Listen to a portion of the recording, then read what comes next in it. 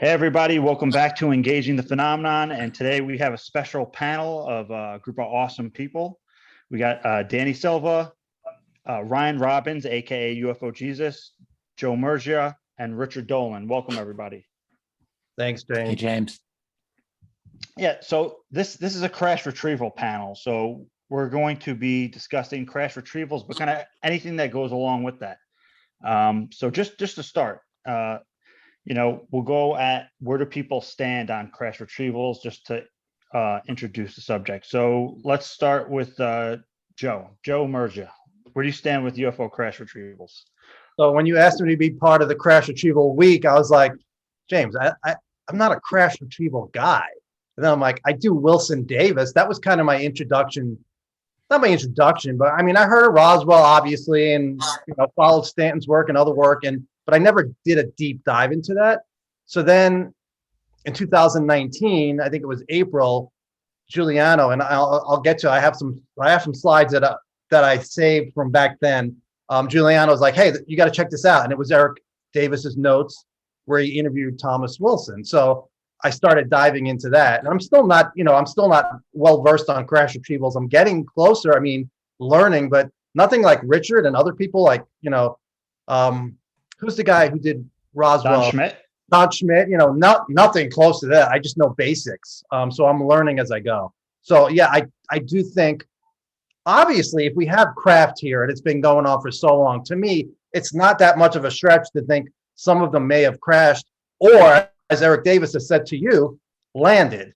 And I heard that from a source recently about a landed case. So definitely think it happened. I don't know, obviously, until we know. I don't know crashes have happened until we know for sure. But on a scale of 1 to 10, I would think I'm probably 7 or 8. So that's where I am. All right. What about you, Ryan? What do you think about crash retrievals? Obviously very fascinating. There's definitely a lot of smoke, which means there might be fire. Emotionally, they're very difficult for me in some respects, because to me, they are the holy grail of forensic evidentiary proof that we are being engaged by non-human intelligence. And the idea that this would be sequestered away for 7 decades is something I can't really put my mind around. I feel like it is egregious to an extent that there's no words in the dictionary that could categorize the extent of the damage I think sequestering this knowledge away has caused. Everything we know about the universe would be different if we just had this knowledge. Our scientists, our engineers, our academics, our teachers, just to think what it'd be like to be born into this world. And as a child, and as you continue growing up through the years, the entire duration of time, that vehicles from somewhere else that surpasses known technology has been recovered. I just questioned myself, like, how would that psychologically impact this civilization with 7+ billion people? It would change everything. It would change the way we see each other. It would change the way we critique and look at our own government. Religions would have conversations they've never had before. Scientists would ask questions they would never feel comfortable asking questions. So from my perspective, it's literally emotionally difficult for me, because I think that the fallout downstream cannot be underestimated. But and that's all I'll say right now. But as far as do I believe they've happened? Well, like I said, there's a lot of fire, so there might be smoke. Now, I don't think there's as much evidence for crash retrievals as just the UAP phenomenon in general, because obviously the UAP phenomenon in general has tens of thousands of witnesses and enormous amounts of corroborated events, radar and Navy pilots and all of that, where crash retrievals, I don't think you can't really equivocate the two. But that's not to say there's not good evidence. I think there is good evidence that crash retrievals have occurred. So while I'm not 100% they've happened, I'm definitely suspicious that they've happened, and I'll leave it at that. Sure. And what about you, Danny? I'm just a jerk blogger, so I go by people I trust and people that I think are extremely credible. And there's just way too many people across the board that are credible, and ones that don't like each other even, that all say there's been crashes or some sort of retrieval. I mean, we could argue whether it was a crash or a gift or a landing or some other thing we haven't thought of yet. But this debris, or even large pieces, or maybe even more, seems to have been recovered. You can go to Dr. Gary Nolan, Jacques Vallée, Lou Elizondo said it on national TV. He didn't, he wasn't, he didn't mess with his words. He said it pretty succinctly, and he said, simply put, yes. And that was huge for me. That was a big turning point. And just all these people across the board say that there's debris or something here. And do I know for sure? Have I seen it? No, of course not, being a jerk blogger that I am. But all these people that are extremely credible to me, they're saying that we have it. The government has it at least.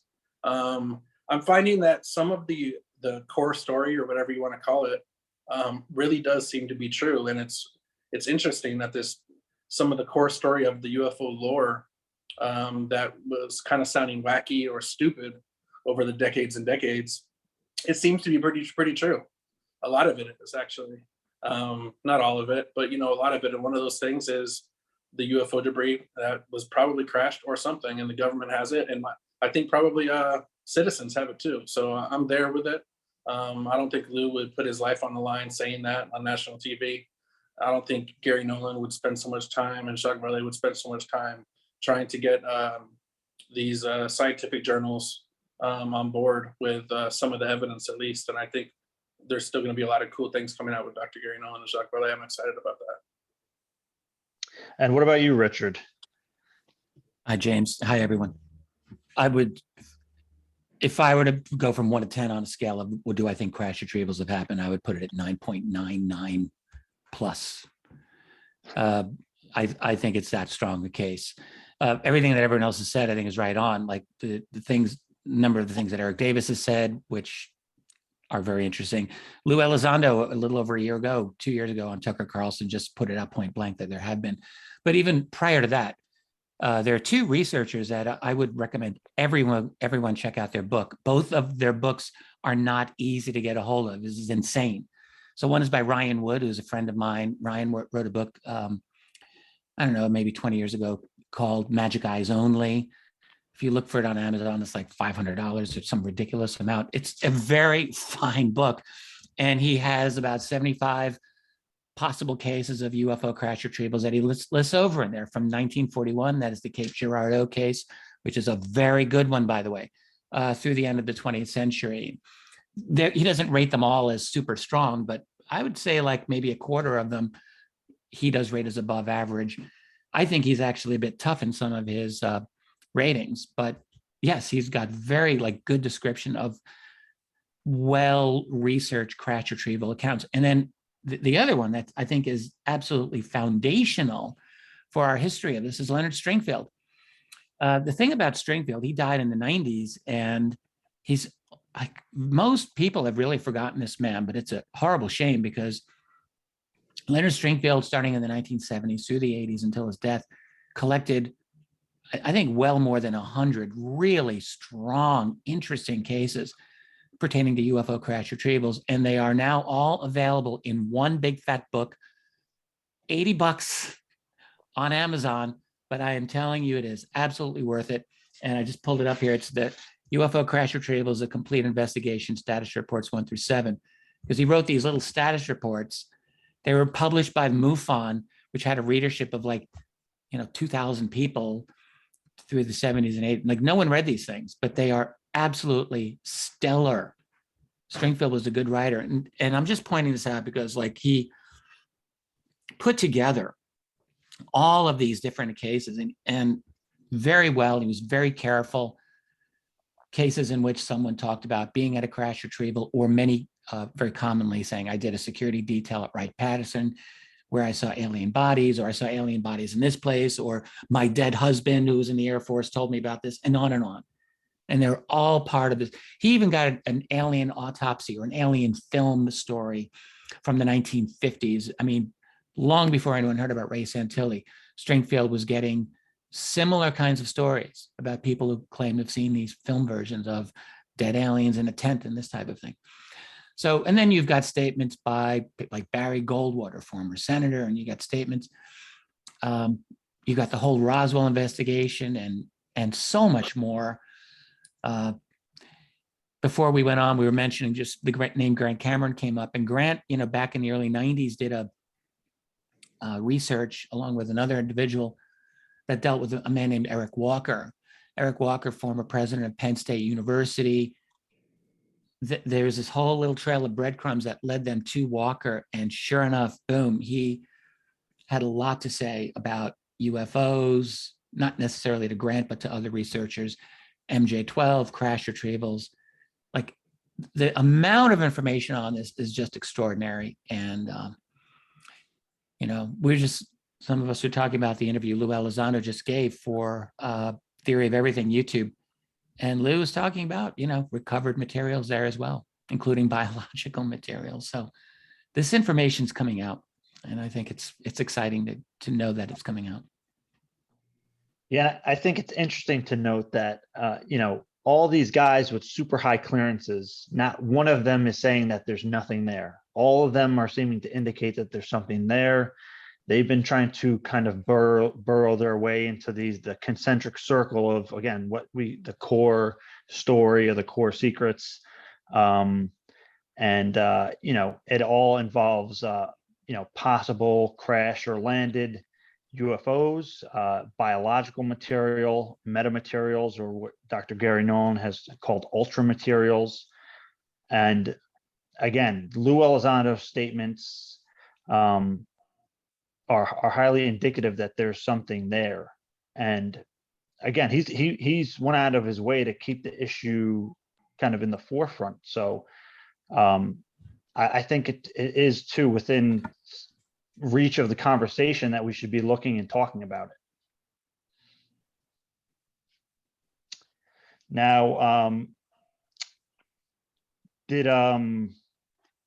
what does everybody think about, like, does anybody have like a favorite case or one that they would point to as a primary case for UFO crash retrieval? Like this is a really good one that everybody should be looking at. I think it was a lot of fun in the Diana Pasulka book, American Cosmic. I don't, you know, do I have 100% proof it happened? No, I don't. That was an interesting case. I have some questions about the Tim character. That was his name, right? Tim, yeah. Yeah. I have some questions about Tim, whether he was who he was portrayed to be or not. But that specific case was very interesting, and it's just kind of recent in my mind because of that book, and the book was so compelling and cool. And so that case is really interesting to me. And a lot of people have theories or more of what the location was that they went to. So I think the Nevada cases and the cluster of them that happened are really interesting. And why did all that happen? And of course, Diana Pasulka has a lot of theories about what was going on back then. And a lot of them, they're over my head and I can't even wrap my mind around some of the stuff, but it's really interesting things. And I think that would be my favorite, just all the Nevada crashes, because of the lore that surrounds them and how they changed basically everything moving forward. I mean, people, not just Roswell, all the other ones, but even hearing Lou saying he's 100% on Roswell recently. I mean, that was insane. That was totally he did. Interesting. Yeah. I would add, you know, I think I mentioned the Cape Girardeau crash when I was talking earlier. And I'm actually a really big supporter of that case. Also the Aztec UFO case, which we don't really hear a lot about either. But with Cape Girardeau, you've got really one main person. Her name is Charlotte Mann. I've spoken to Charlotte a few times. She's still around. She's an absolutely lovely lady. And in my opinion, just ultra believable. But she got a deathbed confession from her grandmother. In fact, Stringfield was one of the people who spoke to her way back in earlier decades.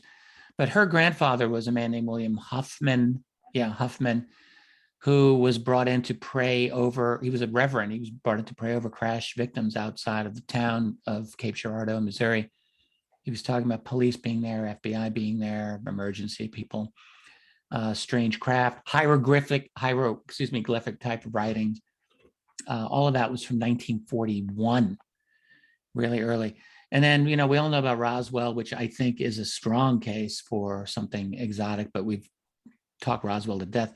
The Aztec case from March of 1948, I think is a hell of a case that researchers dismissed for years and years until it slowly got resuscitated. There was a book that came out in the 1980s by late researcher William Steinman, but the real work has been done by Scott and Suzanne Ramsey, who also they're wonderful people and tireless researchers who I think made an absolute open and shut case that when the Aztec UFO incident was debunked supposedly in the 1950s, this was a complete hatchet job and a vengeance job by a journalist who actually had wanted in on the story. And Scully, who's the author of the Frank Scully, my brain, didn't want to work with him, and this guy just went out of his way to trash Scully's book. But the actual Aztec case is surprisingly strong, very strong case. And those are just a couple of early ones.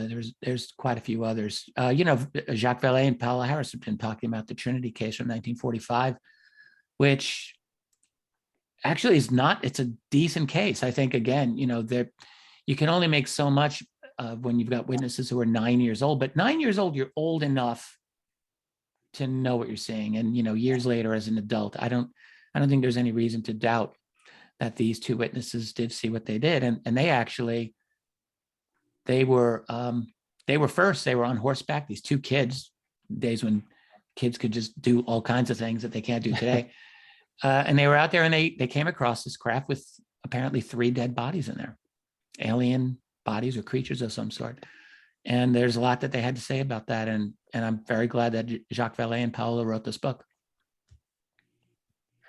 Yeah, it's Jacques Vallée, he says, he's often been criticized for not covering the crash retrieval subject, but he went out there and, did an investigation, basically put his name on it and put the research out there. He was dismissive of it for a long time, like through the 90s and early part of this century. He was very tough on crash retrievals. It's true. Yeah. But he's obviously changed his position. Yeah. And it's a tough topic. I mean, here he was going around collecting all these materials, Ubatuba and all the other places where he was able to get small samples of what he called ejectiles and all these different small pieces of, alleged UFO materials, but he never went full in until just recently. Yeah. What about you, Ryan? Do you have any particular cases or type of evidence that you think is compelling?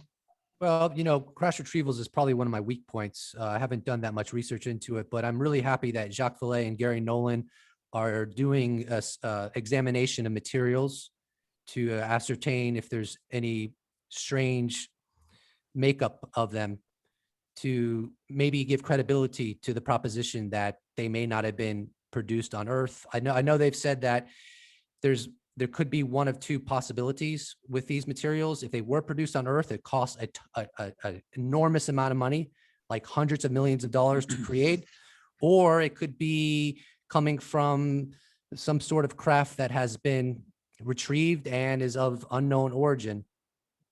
But yeah, crash retrievals is not my forte necessarily, but I think it's an extremely important subject matter to study and to research and to speak about in a sober manner. I mean, it's not frankly, it's not a big stretch at all. I mean, if there's UAP and people are seeing them all over the world, then some of them may crash. And, we have the Rua Zimbabwe case in was it South Africa or Zimbabwe, Yeah, whatever. Zimbabwe, yeah. Zimbabwe. And so you had all these school children seeing a UAP land and beings get out of the craft. And some of them reported they received telepathic messages. And so, it's like, if we can accept that, then we should obviously be at least entertain the possibility that some have crashed. And like I said, I'm suspicious that some have crashed. I mean, if you listen to journalist Ross Coulthart, he has gone on the record saying that he has he has spoken with 3 high-level officials from the Department of Defense. I recollect 2 of them former, 1 of them current, and they've all told him that they are under the impression through the information that they have access to that vehicles have been retrieved. You can ask Leslie Kane the same question. She'll give you the same answer. Journalist Tom Rogan, Lou Elizondo.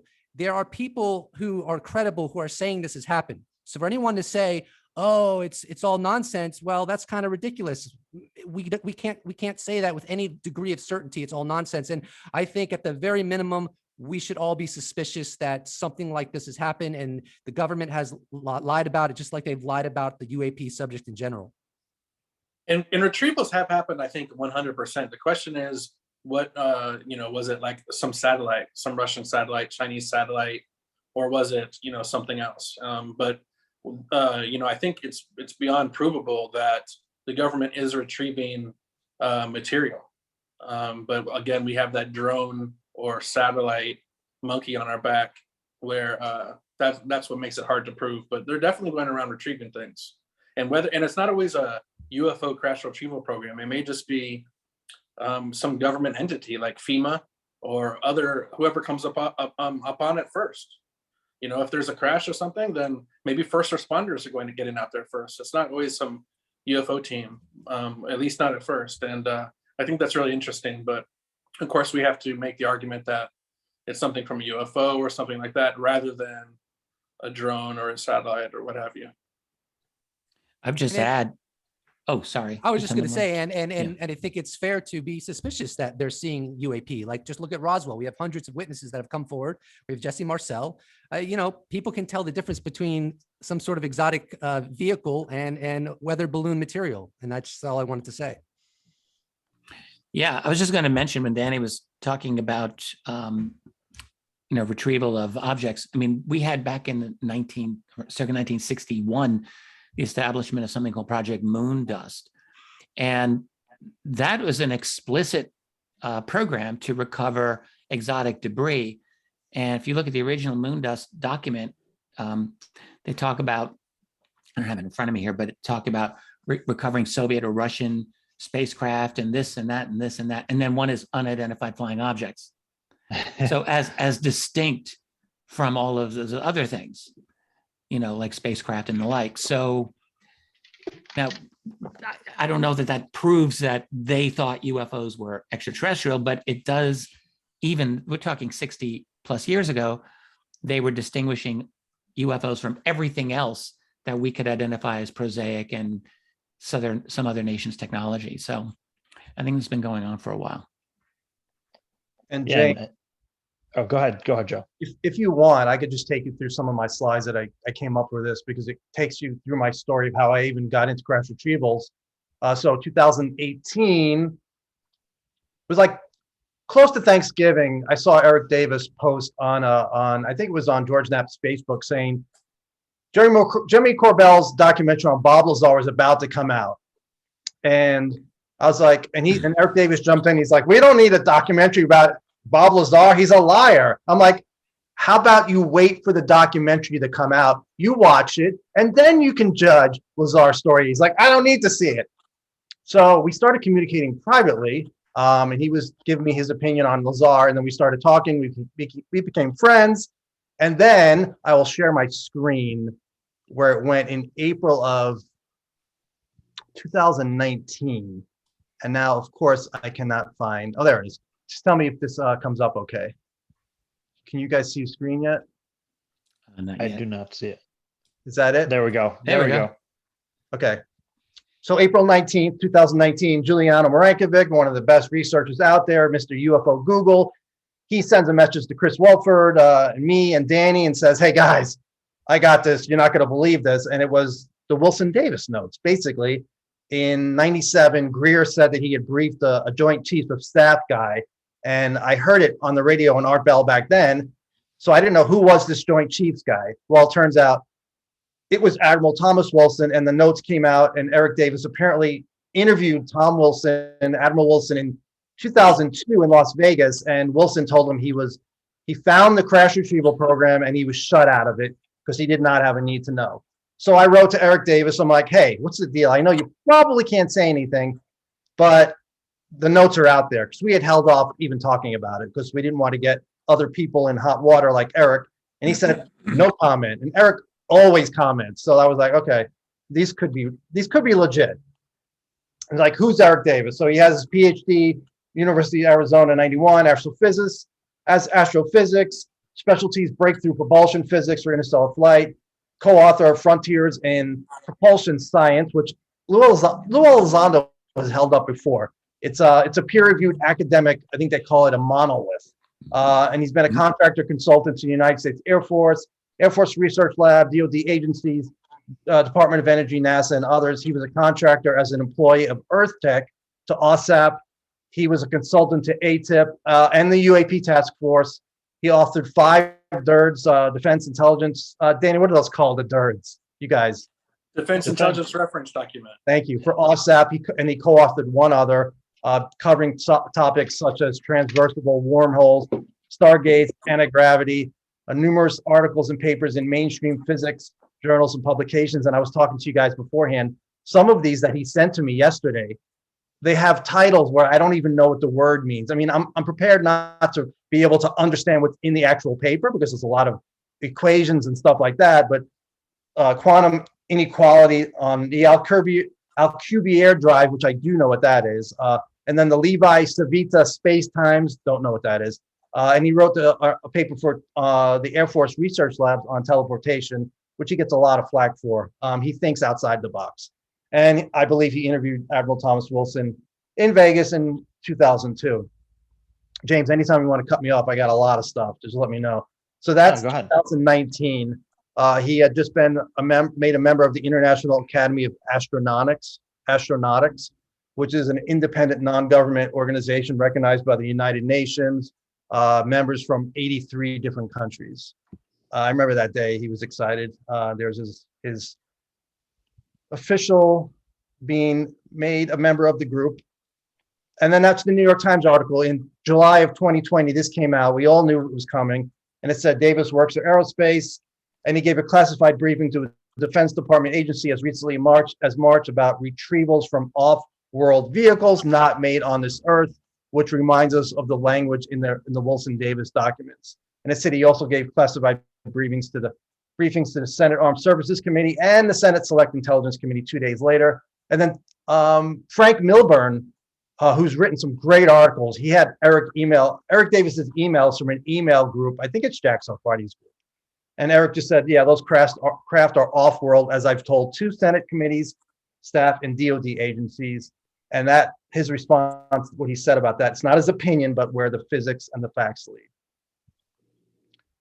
Some of his quotes, he said, oh, this is something I received recently. So this is from a source, and yes, it's anonymous, and people get upset that I have anonymous sources, but these people are not going to talk about crash retrievals unless they're anonymous. The only person that's openly spoken about crash retrievals and the program has been Eric Davis. This particular source is anonymous, and they told me Eric Davis handled the UAP crash retrieval portfolio. So like I said, think about what Davis has said in the past about crash retrievals and the briefings he's given. If you guys, Joe, can I ask you? Yeah, let me sharing for a second. Oh, I just want to ask you. So that source who talked about Davis and the crash retrieval portfolio, that's someone different from the Mr. X that you and I both know. Right. That's a different person altogether. Definitely not Mr. X. Because I don't want to interrupt because you're on a real roll, but maybe later we can talk about this. This is a gentleman, Mr. X. I've interviewed him, and I know you know him. You've talked to him. Yes. And he's just absolutely, he's a brilliant analyst. And the one thing he did is he put together a ton of really comprehensive sweep of Davis's various statements and did an extremely deep dive, long article. I posted it on my website. It's freely available to anyone. That is the real, as he thinks, the real story of Eric Davis. And he essentially comes to the same conclusion. Davis was read in through a former senior VP at Lockheed into a crash retrieval program or some kind of acquisition program. Yeah, I spoke to him a couple of weeks ago. Guy is really smart. Really smart guy. He absolutely, but this source of yours, this is a different person who's sounds like he's telling you like for a fact that he knows that Davis was read into this or was part of this. Well, he was he was in charge of the crash retrieval portfolio. So I don't know And exactly. what does that mean exactly, right? What does that mean? Don't know, and I don't have anything else. I mean, people talk about Luis Elizondo, who was in charge of the ATIP portfolio because it wasn't an official funded program. Although he said recently that it did get funding. He didn't explain where the funding came from because people are like, well, the $22 million from OSAP, that didn't go to ATIP. And he's like, well, we had funding. I'll just leave it at that. Mhm. So that's a little question mark. I'd love to know where that funding came from. You know, I don't doubt him. You know, I don't think. I know something. This wouldn't be funding, of course, but I know they were able to use infrastructure. So if it was kind of on the clock, you know, like let's say a military plane or something like that, they were able to use that. Now that wouldn't classify as funding though, but that is how they were able to get things done. If part of the time at least was just using infrastructure and government equipment. So essentially like borrowing infrastructure from other programs. Yeah, that type of exactly. thing? Yeah. They're part of the government. They have access to that stuff now. Again, that wouldn't classify as funding, but it would be a way helps. to. They're using taxpayer dollars indirectly, essentially. Yeah. Interesting. Well, I felt bad for interrupting, Joe. I don't know if you're on a roll, if you want to keep going, but No, that's fine. Yeah, I can keep going. You guys can interrupt anytime. So let's see. It is, and now, so you guys see that? yes. Okay. So James is also friends with Eric Davis. And after Lou Elizondo came out on Tucker Carlson and said, yes, I believe the United States has debris in their possession from a UFO, Eric Davis jumped on and said, Lou Elizondo's very brief answer to Tucker Carlson's question about whether the United States government is in possession of recovered crashed and landed UFO technology hardware is 1,000% accurate. My national security NDAs prevent me from adding any further comment on this. Let me stop sharing because that's like, it's like nobody expected him to say that. It's like it was amazing to hear him say that, and definitely unexpected. I don't know what you guys think when you heard No, that. that was about a week before the leaked notes came out, like his notes on his meeting with Thomas Wilson. That came out about a week or so later. So this was all prior. This is just before that whole explosion happened. So yeah, I think he was completely upfront. It was an amazing statement. Good job, James, for getting that. Yeah, James. It's an awesome quote. I love using that quote. I asked Eric one point, I said, on a scale of, I don't know if it was 1 to 10, or let's say it was 1 to 100. I'm like, how sure are you there's a crash retrieval program? On a scale of 1 to 100, he said 1,000. So yeah, he's not the only one. There are other people alive and dead who have that same belief. So it's like when you see, like I told you his background, he's very credible. Despite what some people say on social media, attack his credibility, he's a very credible guy who thinks outside the box, unlike most scientists. I mean, that's why when people say, why is it such a small amount of people? Why is it the same people over? It's always Kip Green, Putoff, and Davis. Well, because they're the only ones that are willing to put their reputation on the line and talk about this. It's that simple. So I can keep going. Let's see. And now I have some quotes from Davis over the years. He goes, if you're going to throw your bets on Roswell, your bet's really good. Del Rio, Texas, that was the 1950s case. That's another one. And the other ones I won't bring up because those are still classified. But we have crash retrievals and they've been analyzed. And unfortunately, our laboratory diagnostic technologies and our material sciences and the understanding of physics that we had were not advanced enough to be able to make heads or tails of what it is, what they had their hands on. The customer, being a certain government agency, decided to just pull the plug on the funding. So that was the end of it. And that was the George Knapp 2018 on Coast to Coast. And then Danny was talking about this. This was only a couple of days ago. We didn't expect Lou to say this. He said on Disclosure Tonight, he goes, my personal belief in Roswell, 100%, but I cannot speak officially and I can't discuss about anything else that may or may not have transpired. Davis to Alejandro Rojas, 2018, the superpowers on the earth have had their share of crashes and they have recovered the vehicles from their crashes. That's why Jacques Vallée and I agree that even though these things behave like a conscious, spiritual, psychic entity, they do have an advanced technology. They have hardware and there's a craft and there's occupants or UFO knots that Vallée calls them. So there's UFO knots running these craft, whatever they may be. I'll stop here because go back to that theory of everything interview. Luce talks about we can see occupants, we think, because the photos are not totally clear. I think if anybody in our government believes we have occupants, I would think it's more because of crash retrievals and not because of pictures. But I don't know what you guys think. It could be both. Could be both. Good point. I'll just say that, just listening to that amazing testimony from Davis, I do understand why skeptics are so skeptical of this.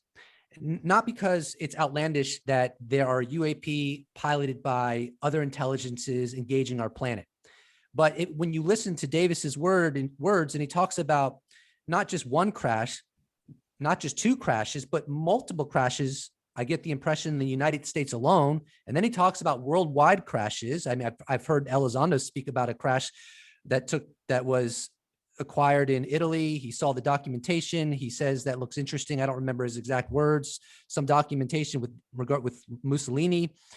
And so when you look at all this sheer number of alleged crashes, how is it that they are keeping this completely sequestered away from all of civilization? Now, I would counter that, however, because,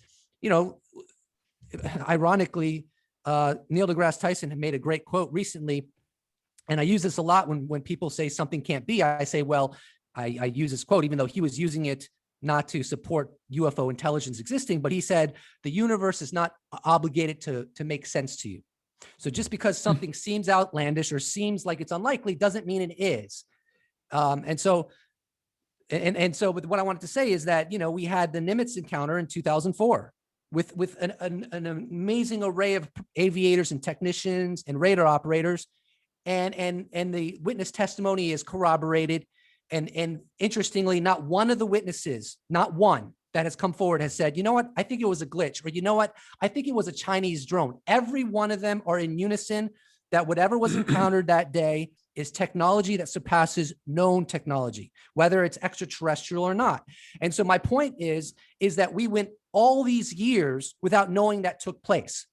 Now, even if you are to make the argument that what took place on November 16th, 2004 was a nothing burger, it's not a nothing burger that all of these professionals we spend millions of dollars to fight wars and win wars on behalf of the United States government are all saying, hey man, we saw something crazy, insane, no wings, no rudders, no obvious form of propulsion.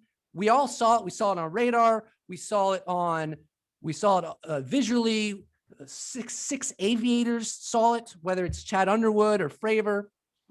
And we only learned about that on December 16th, 2000, 2006. Yes, 2017. Yeah. Sorry, December 16th, 2017. So it's like, I can just make the argument, well, how is it possible we're just finding out about that? So my point is that things could probably be concealed to a further extent than people want to entertain. I mean, if all of our world is just learning about the Nimitz event, then there may come a time where all of our world will just learn about crash retrievals. It's not necessarily that big of a distinction between the two. We're dealing with extraordinary technology either way, and that's all I really wanted to say. Can I just tack on? I thought that was a great statement, Ryan. And a lot of people, I think they really underestimate the strength of the cover-up. I mean, I've been fighting the UFO conspiracy wars now for like 25, almost 30 years. And I think people really do not understand just how well the United States can heavy-handedly overwhelm its allies and get them to play ball on this. Like people will say, well, there's like 200 countries in the world, and you're going to tell me the United States is able to control all of them. And I'm going to say, yes, pretty much all of them, except for a small handful of, Russia and China, obviously, Iran, North Korea. Okay, there's a few outliers, but the United States really controls everyone. And the US intelligence community is deeply intertwined with the intelligence communities of all of its allied nations. First of all, they would never, ever go against the United States on something as this important. But we know, like for a fact, US has, like when there are crash retrieval stories that have happened in other nations, like there was one in Bolivia in 1978. we have a few records that were FOIA'd out of that showing that Americans were on the spot. Americans came in and they took over the whole scene. And this is how it works. And unless these objects are coming down in the middle of New York City or some other major place, I mean, if they come down anywhere in a place that is somewhat away from populated areas, which has happened, I think it's a lot easier and people realize that this situation can be controlled, especially when you've got, virtually total control over establishment media these days, which is almost complete. And it's almost to the point of totalitarian, but even in the 40s and 50s was very, very overwhelming. It was not difficult to control the information flow and also to control other governments. And the other thing I want to point out, because people will sometimes say, well, how can these aliens are so advanced and they come here and they just crash? And you hear this as like an objection. And what Ryan was pointing out about Neil deGrasse Tyson's statement, this is like one of the best things I've heard from the mouth of Tyson, which is the universe is not obligated to make sense to you. The thing with UFO crashes, it sometimes is it's not always a good idea for us to try to think for these aliens, like how could they crash? They're supposed to be so advanced. Well, the fact is we don't know all of the factors that are going in here to cause what do appear to be a number of these. However, I would just point out that in our own aviation, so our own aircraft are, very safe. Like you've got a 1 in, I think, 11 million chance of either having a plane crash or getting killed in a plane crash. Whatever it is, it's very low. But even so, like we have, I think it was even recently, like in the 90s or early 2000s, we were having like over 200 commercial airline crashes a year, and there are like 2,000 deaths per year in those. Like we have had a lot. Now we have a tremendous amount of traffic, but again, how do we really know how much alien traffic there is? We really don't know. Do we know if there are standing orders to engage in these things or not? That at different times there have been, and I think we underestimate ourselves when we say like, well, we could never compete with them. Not sure that's really true anymore. So we really do not know a lot of factors, and I'm just saying, I don't know everything that's going on there, but it seems to me that there are valid reasons to be very open and accepting of the likelihood of alien crashed, flying saucers or crash vehicles. So that's it. I think there's something to the EMP story, and Lou hasn't exactly brushed that off in interviews, as far as I know. And correct me if I'm wrong, guys. But when he gets asked about, Operation Starfish, and that's what it was called, right? Starfish Prime. Starfish Prime, that's right. Starfish Prime, which when I asked around about that, I didn't get anything back on it. But I think that scenario, even if that wasn't a time when a UFO was taken down, that scenario seems to be somewhat accurate, or at least not brushed off. Again, I don't have proof, but that seems to be something that maybe has happened. And maybe these EMP blasts, you can blast a general area of the sky or any other place, and maybe things get taken down. So that could explain some of these crashes, and especially since the 40s and 50s, when we had advanced technology. So I don't know. That's just something I don't brush off at all. And it was hard for me to believe, but again, when you kind of hear different people kind of alluding to it, we can't just rule it out. Yeah, and I will say I asked around about Starfish Prime as well, and again, people are not going to like this, but I got a big affirmative saying that was a true blue incident. So for what that's worth, it was like no. Do any of you want to tell the listeners like what that was? Okay, so Starfish are not. Yeah, Starfish Prime, I believe it was 1962 or 1968, and it was a high altitude nuclear detonation test. And apparently, I mean, Tom DeLonge has talked about it on, I believe, Coast to Coast or Fade to Black. And he said it was intentionally done to see if this would work to take down UFOs, allegedly. I don't know if that is true, but so when they did this high altitude nuclear detonation, it creates a massive EMP burst, electromagnetic pulse. And that had allegedly interfered with the UFO's technology and taken them down. And when I asked Lou Elizondo about it on the interview I did with him, he speculated that if they have some kind of force field or bubble around them, that EMP might, so to speak, pop that bubble and bring them to regular gravity instead of anti-gravity, and basically nullify their systems.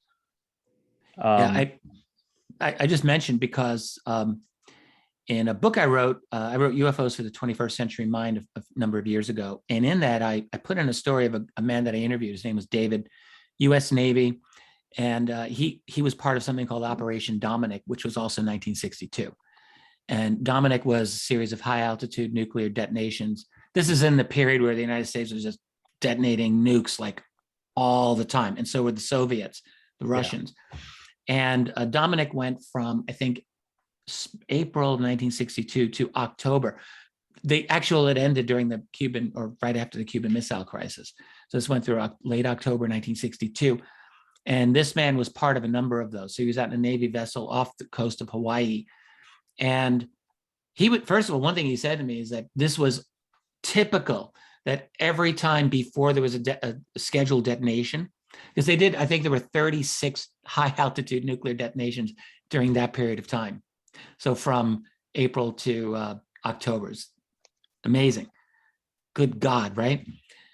So he said there were always these massive numbers of bogeys that were way up there. We always detected them, he said, and they always disappeared right before we did the detonation, he said, except for one time. And that was the second last scheduled test of Operation Dominic, and I think it was October 25th, 1962. And he said we were off the coast of Hawaii, 500 miles, I think, west of the Hawaiian Islands. And this thing happened, and I'll skip a lot of the details. I wrote about it, but he basically said this one object came down and it was tracked. They sent a recovery team out there, which failed to recover this object. But one diver, according to this man, David, who spoke to me, came down and landed. He was the first diver to do like a recon of it. And he was standing on top of it and didn't even realize it, and just basically freaked out. He said he could see through it partially. It was almost like a honeycombed type of a look. It's a crazy story, but all I will say is I know this man and a number of other people. He's out in California. He's getting on in years, but a lot of people know him, and I think he's got a lot of credibility. So just thought I'd put that out there.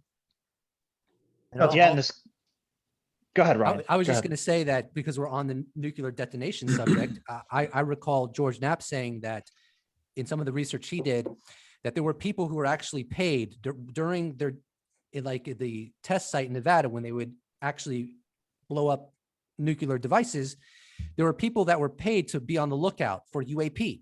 And Knapp said that sometimes they would see UAP a little bit before the detonation or a little bit after the detonation, and sometimes even during the detonation, which I thought was really interesting, that they actually allegedly hired people to be on the lookout for UAP, because UAP are interested in nuclear installations and even the detonation of nuclear devices, apparently.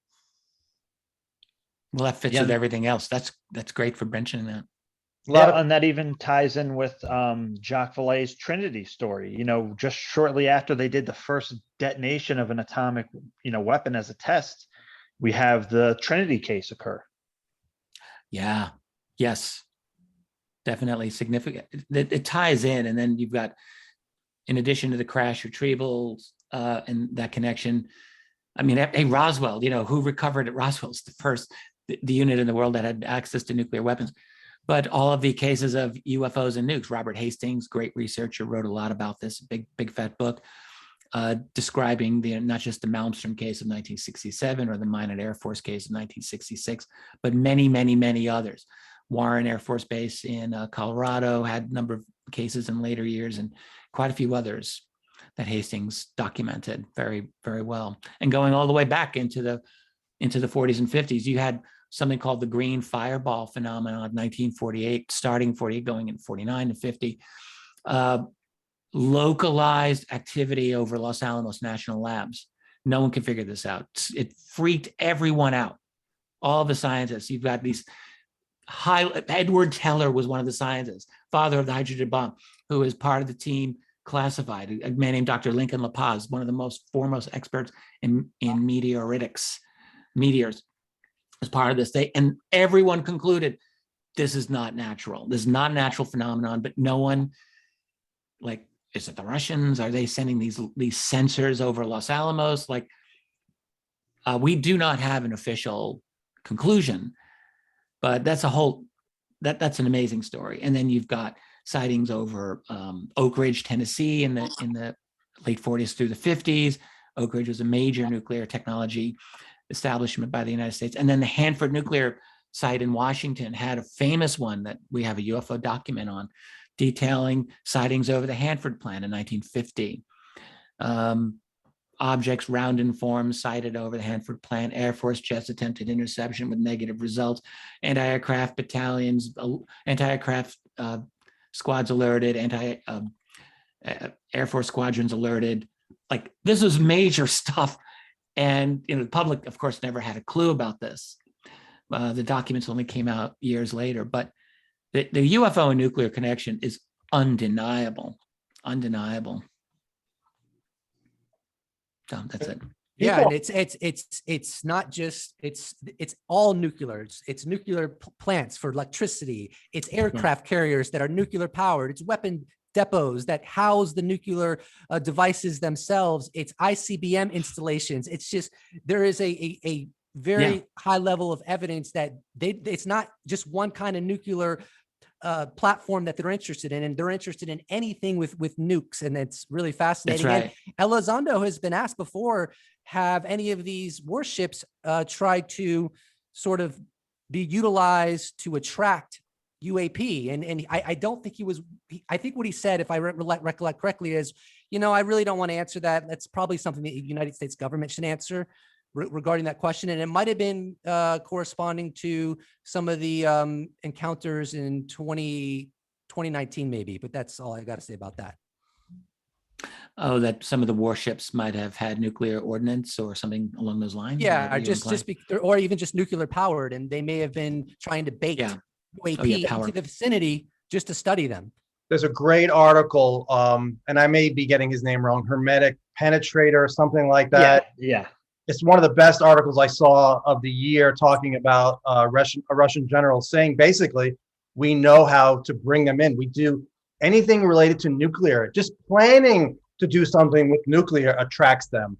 And Lou was quoted in that same article, talking about I don't remember exactly what he said, but basically implying, yes, that was something real. Then I remember some people are speculating on the West Coast with the Omaha and the other ships that were involved in the sightings, that something went on like that. They were out there to bait them, but I don't know. That's not confirmed. I haven't had that confirmed from anybody else. And the other thing is, people will say, why are we shooting these things down? They're not doing anything to us. And my thought is, like, we don't know that. I mean, we have enough people reporting abductions. In my opinion, I think that's a real phenomenon. I don't know if these are not a threat or if they are a threat. If they're not going to tell us why they're here, sorry, I'm not a warlike person whatsoever, but if you're not going to tell us why you're here, you are open your target practice. I'm sorry. I have no problem with them taking them down. And I know that's a really not popular opinion with a lot of people in our community. A lot of people are heavily ideological in this, and it's infected. It's infected a lot of our discussion, and like how to analyze what this is. Is it a threat or not? And I just think I agree with you, Joe. I just think it's the height of foolishness to make these assumptions. And you have a lot of the folks very prominent in the field who will say the same thing. It's like, well, they're obviously not a threat, because if they're able to master interstellar travel, then they must have figured out how not to destroy themselves. And it's like, those are huge assumptions. Like, they could be, one person said, they could be the next version of like the interstellar economic hitmen. There's no reason to think that they're going to be good. And there's every reason to think they are covert. They are doing things on this planet that are not being publicly announced. One of the things that I follow, this is a little bit off topic, but I've really been getting into that. I go to Peter Davenport's National UFO Reporting Center frequently. And I'm also still a huge fan of George Filer, who does Filer's Files. And I just to read current reports. And one thing that I always notice is like these objects are likely to hover over your neighborhood at 2 in the morning or 3 in the morning. Like people will, typical reports, like I went to have a cigarette, I couldn't sleep, whatever. I went out my house, it's 3 in the morning and I saw this black object hovering over the neighborhood. And sometimes I'll say it was shining a light down or like just doing things. And these are around the world. This is not all in the United States. It's not every single night that you get a report like this, but it's frequent enough. And I would simply like to know, who the hell are these people? Is this some kind of black budget operation? If so, they have an infinite amount of money to play with because they're doing this around the world all the time. And what, by the way, are they doing? Is this ET? Well, are they abducting people? That's an obvious thing you wonder about. But whatever it is, they're skulking about and they're doing something that, yes, I would like to know what that is. And just assume, oh, they're all here to help us ascend to the next density or what have you, I just think is absolute foolishness. And for people to just have this assumption that all of these aliens are here to help us, I just think, I don't know, what drugs are you on that you think that this is actually the case? Like, if we were to time travel back 2,000 years or 1,000 years with all of our technology and to show off all to the locals, like our iPhones or our tech or our nice clothing, they might also think, oh, wow, you guys really got your act together. You must have solved all of your social, economic problems. Yeah, let's just give you the keys to our kingdom. Like, no, like we're as messed up, as screwed up as they were, maybe more so. And there's no reason to think that super intelligent, even evolutionary advanced or technologically advanced aliens are somehow nice. Like, why would we think that? If they wanted to do us harm, Richard, they would have done it by now. That's the argument I hear all the time. I'm like, I don't know what kind of damage they did. They may have guided humanity in a certain direction. I don't know. So I don't know. What if there's multiple groups? What if we have been guided? It wouldn't shock me to think that our DNA has been manipulated. I speculated this a year ago in my last book. Elizondo was talking about this in his recent interview. I was kind of shocked to see that. It's possible. Maybe we're a project. Charles Fort 100 years ago wondered that. Maybe we're property. I think we're property, he said.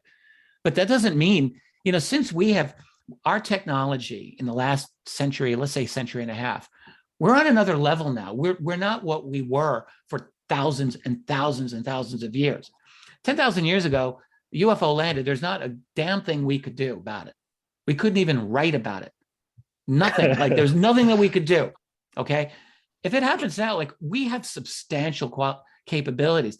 And I happen to think that our progress has brought the neighborhood in. Like, I just think we have been observed.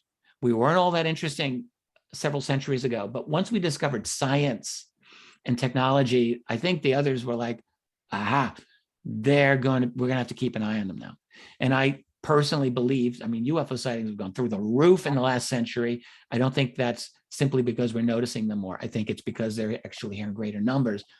And that's because of what we're doing, not just nukes, but like computers, artificial intelligence, all the stuff that we're doing. We're creating a new version of ourselves and a new civilization like right now.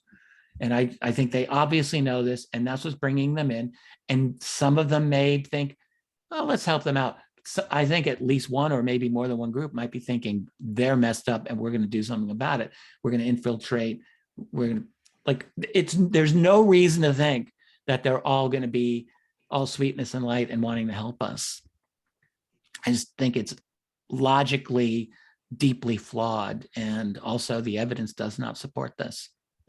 I want to say like what I think might be motivating this kind of perspective. And that might be pseudo spirituality, pseudo enlightenment, because anyone who feels like they have it all figured out and they can say, well, here's what's going on. They're XYZ. They've been around so long. They didn't destroy their own civilization. Therefore, if they're capable of interstellar travel, there's no way they would have a mean bone in their body. To me, that's pseudo spirituality. That's pseudo enlightenment. To me, spirituality is defined by humility. and being capable of saying, I don't know. But some of these figures in the community are not willing to go there. So it's to me, it's partly an ego trip. They want to tell everyone around them, hey, aliens, so this is what's going on, and saying, instead of being like, you know what, we really don't know, we need more data. And I like what Elizondo says. He says, even the word abduction suggests illegality. If you abduct someone, it's illegal. And Elizondo says, look, if someone in my family is taken against their will, I don't care what their intention is. I don't care what their higher mentality is. To me, that's unethical, and that's against the law, and that's wrong. And I think we need a nuanced conversation when it comes to this presence, one that looks into a lot of different possibilities, instead of people on their high horse trying to tell everyone exactly what's going on when ultimately they don't know. It's just all ego. Absolutely. It is weird Think because, about, sorry. Go. I was just gonna say it is weird.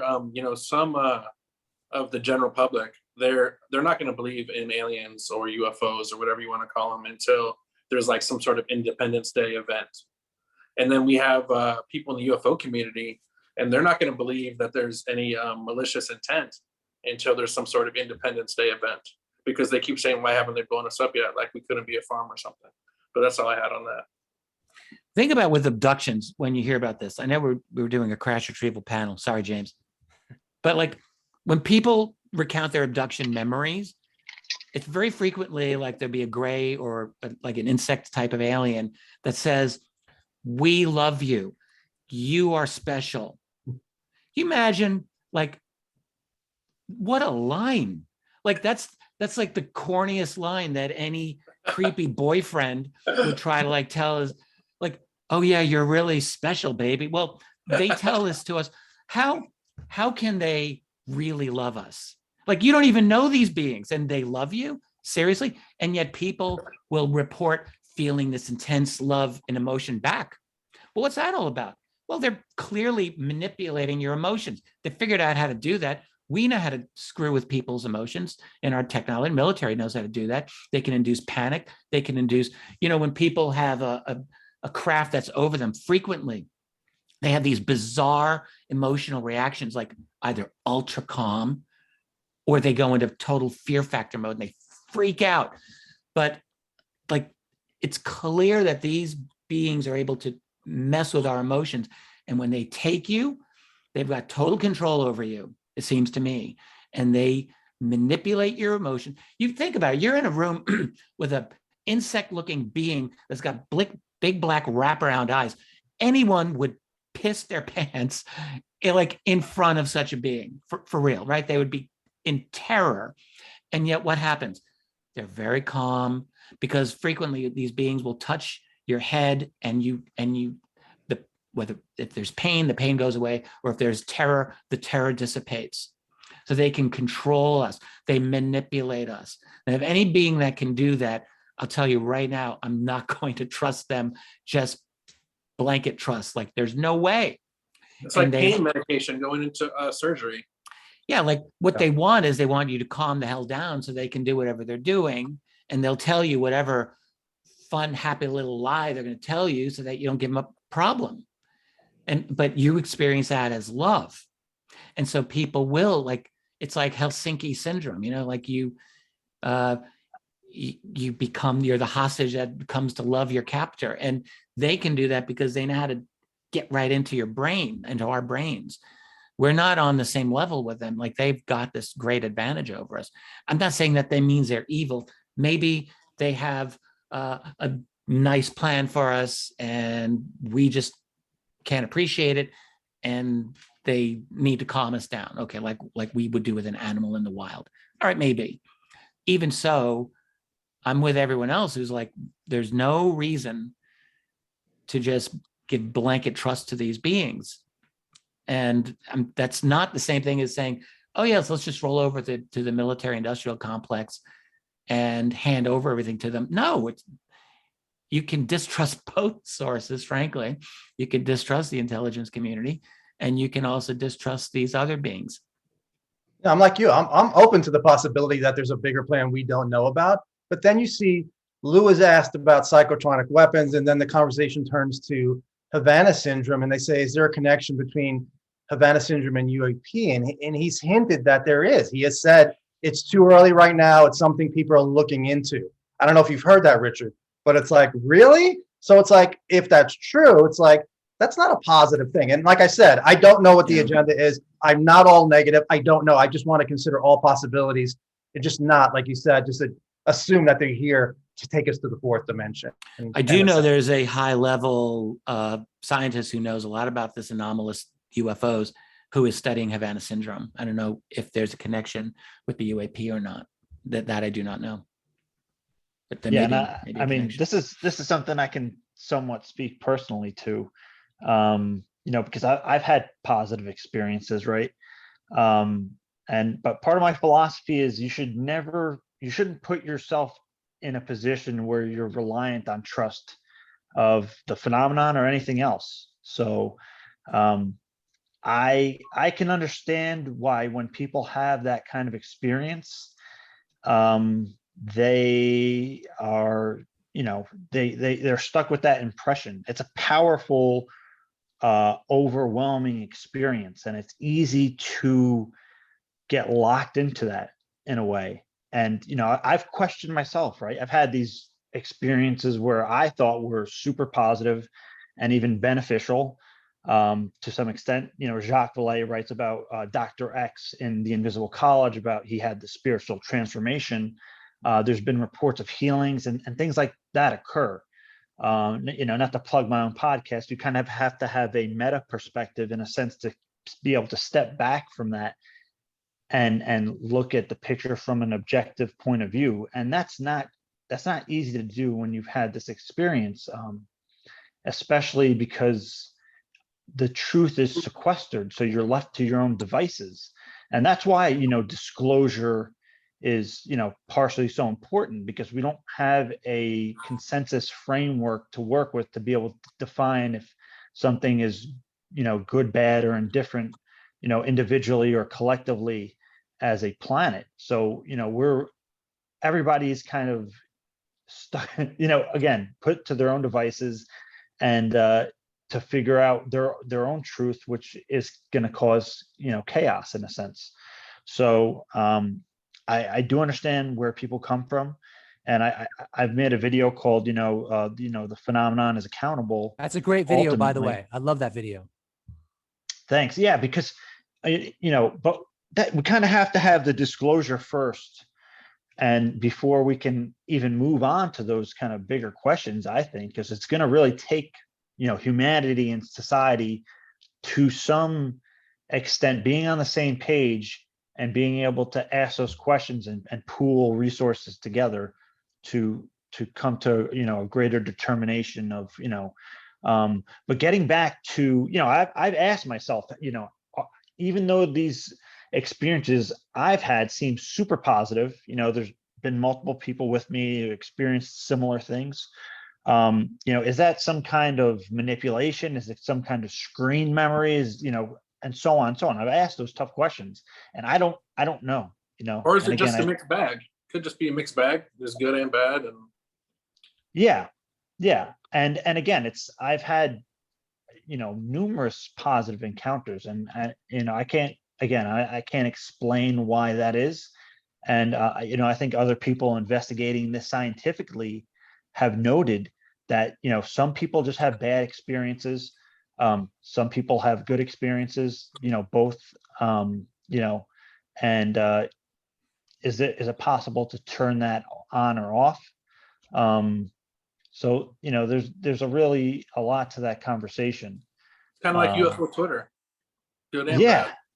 yeah, right, yeah, exactly. It's Let me ask the panel a question here. I just got this book. Actually, I've had it for a while. I haven't read it. It's been recommended to me. What do y'all think about this booking? And Oh.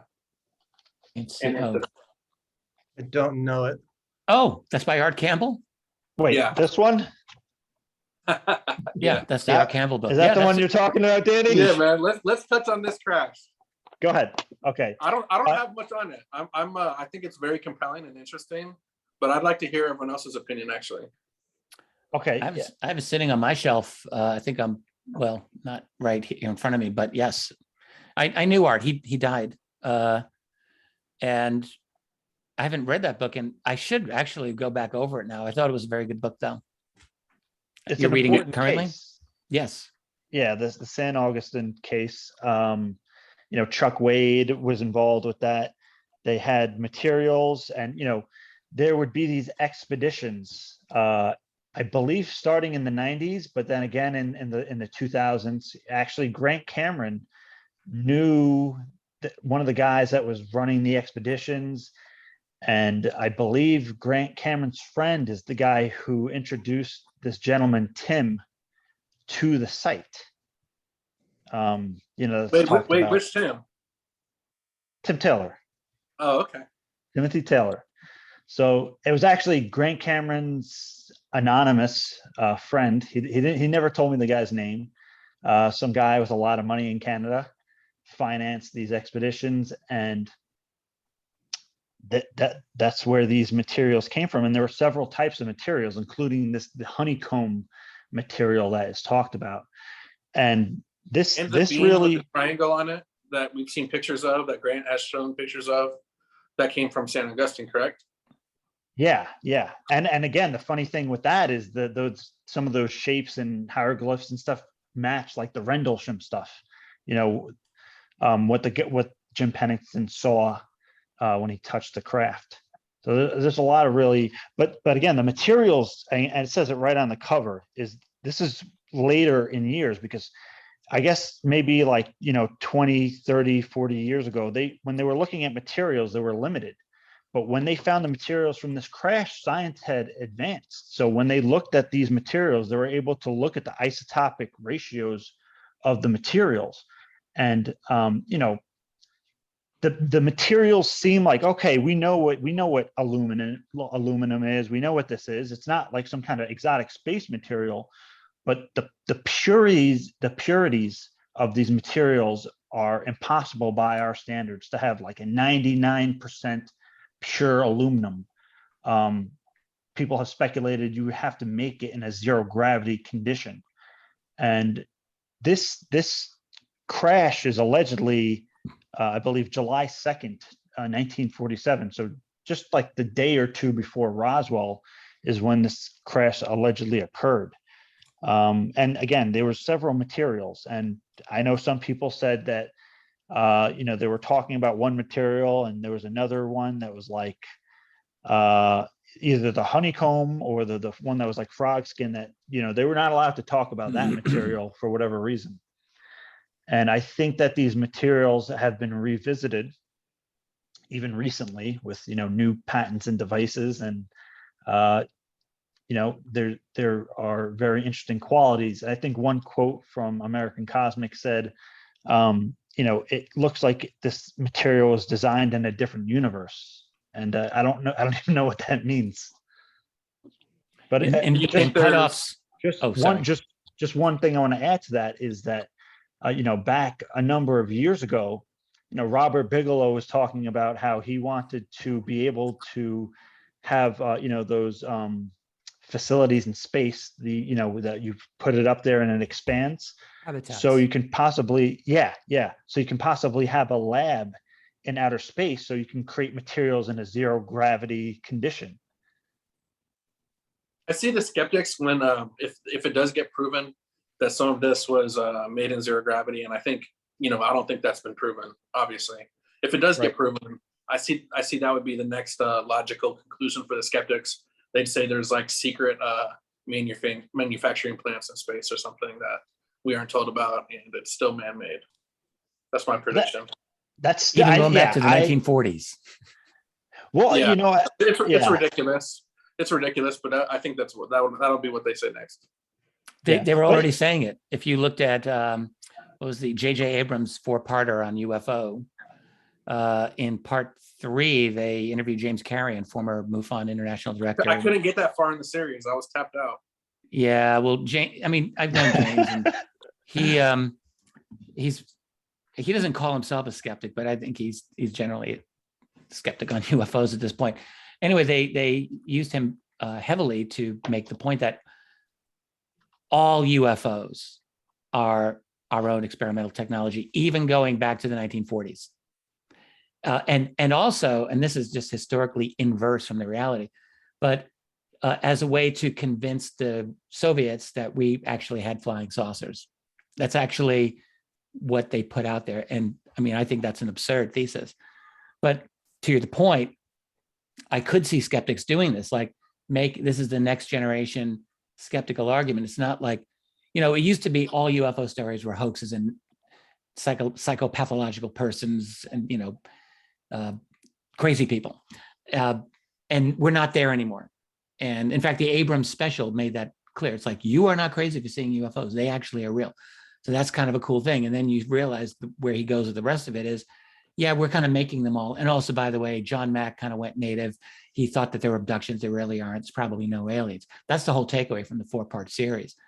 But you could see skeptics, the new line of defense will be, and this is really the new official disclosure line of defense is the same thing. It's like, yeah, there actually are some UFOs out there, but we got some secret technology.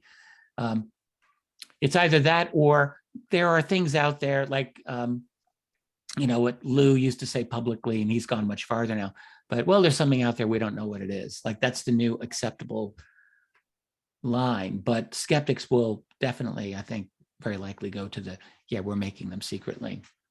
Well, I think that's why the importance of doing panels like this and even Crash Retrieval Week and keeping this argument on the forefront, because this is where we need to go. And even people like Lou Elizondo and Christopher Mellon have indicated that this is a serious, field of research where, I mean, they seem to think that there's something there. I mean, I think they've indicated more than that, but they can't publicly speak on it. And again, Joe Murgia gets this quote from somebody saying that Dr. Eric Davis ran the Crash Retrieval portfolio. And this guy's out there, for years saying some of the most compelling things. And he's basically telling his story of how he got into the program on the open minds thing with Alejandro Rojas. You got to have a need to know. They have to have an ability to use you, or what your your services are. You can't just be anybody, and somebody's got to kind of recommend you, and you got to go to a skiff, and then they can read you in but not bring you into the program just in case you may have something to contribute. And he goes along and tells the whole thing. Yeah, and speaking of, you brought up Mellon, a quote that Mellon had given when he was on, it was right after the article. Can you guys see that screen now?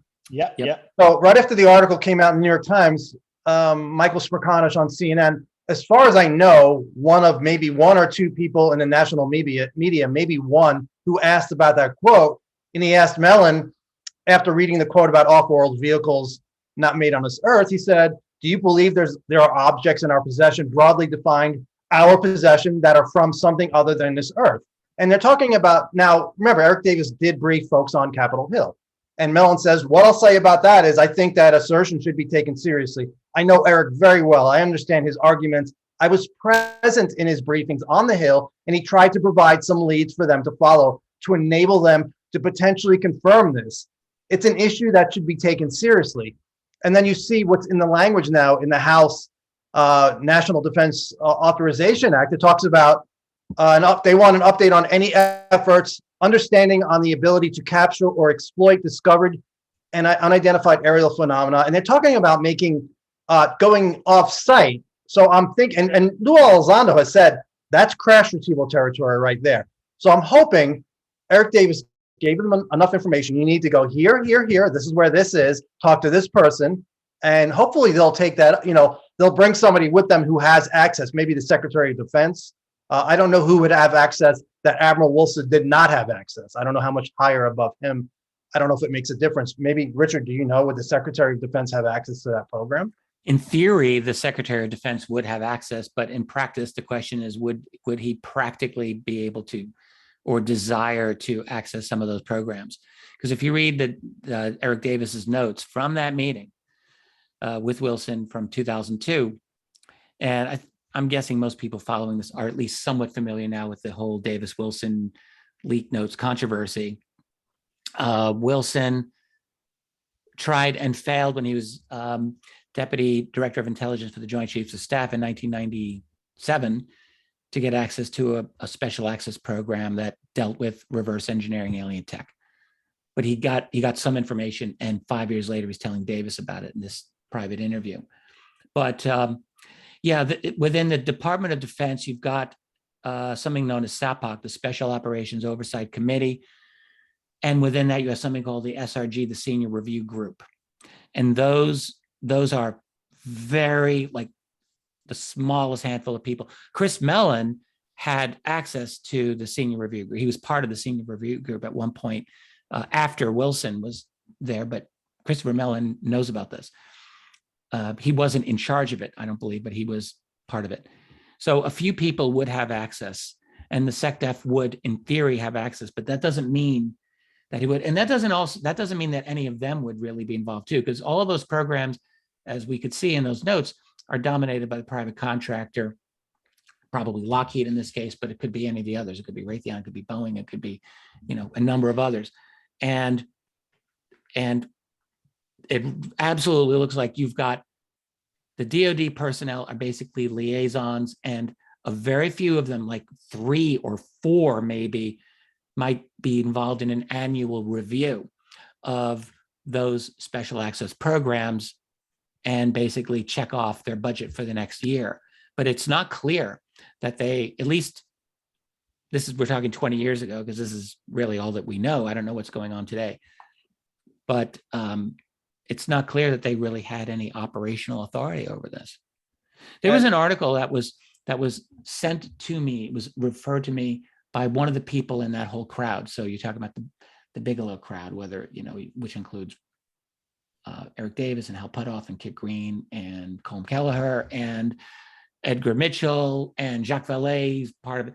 So one of that group forwarded an article to me written by Bill Sweetman, an aviation writer from 2000, who wrote an article for Jane's International Defense, January of 2000. And this is still a valid article, and it talks directly to this problem. And it's called In Search of the Pentagon's, Pentagon's Black Budget Programs and Special Access Programs. Anyway, anyone can search it out. And Sweetman, I don't know where he was getting this from, but he was saying the same thing. It's like the Pentagon has these special access programs. This is in 2000. Very few people were writing about this. And he said, it's certainly my investigation it was that the military is basically, they're dominated by the private contractors, and all these military people, when they retire, they go off to work in private industry to make $1 million, and that's when they really get access. And I think that's exactly. Kit Green somehow told you that too, didn't he? I was just going to say, Kit Green. I did an interview with Kit 2 years ago, so not long ago. Holy crap! And he said the exact same thing to me. He said, when you retire from senior government service, he said, and you go into private industry, your clearances go higher and better and more powerful, because it's private industry where all the action is, it's where the money is, and it's where all the really deep, profound scientific research goes. He said that happened to me. My clearances got way better when I left the CIA. And so I think he argued that that's almost universal. I just want to interject real quick for posterity, because I know a lot of skeptics are going to be watching this. Here's a question I have. Well, first of all, Elizondo recently stated, and I'd have to double check, I don't remember the interview, but I recall that he stated that he used to leave open the door a little more for it being adversarial, but now he's at a stage where he doesn't do that as much. And the reason he said he did that was that so that it would be less overwhelming for people. And I think his rhetoric reflects that. He has been going less in the direction of, well, maybe it's China and Russia, and has been sort of focusing more on the probability that it is more exotic than that. But what I wanted to state was, if there's nothing to this, then I mean, just today, was it today that the administrator of NASA gave credence to the UAP issue and suggested that it might be tied to extraterrestrials? If there's nothing to this, then why has nobody from the US government come out and thrown cold water on this?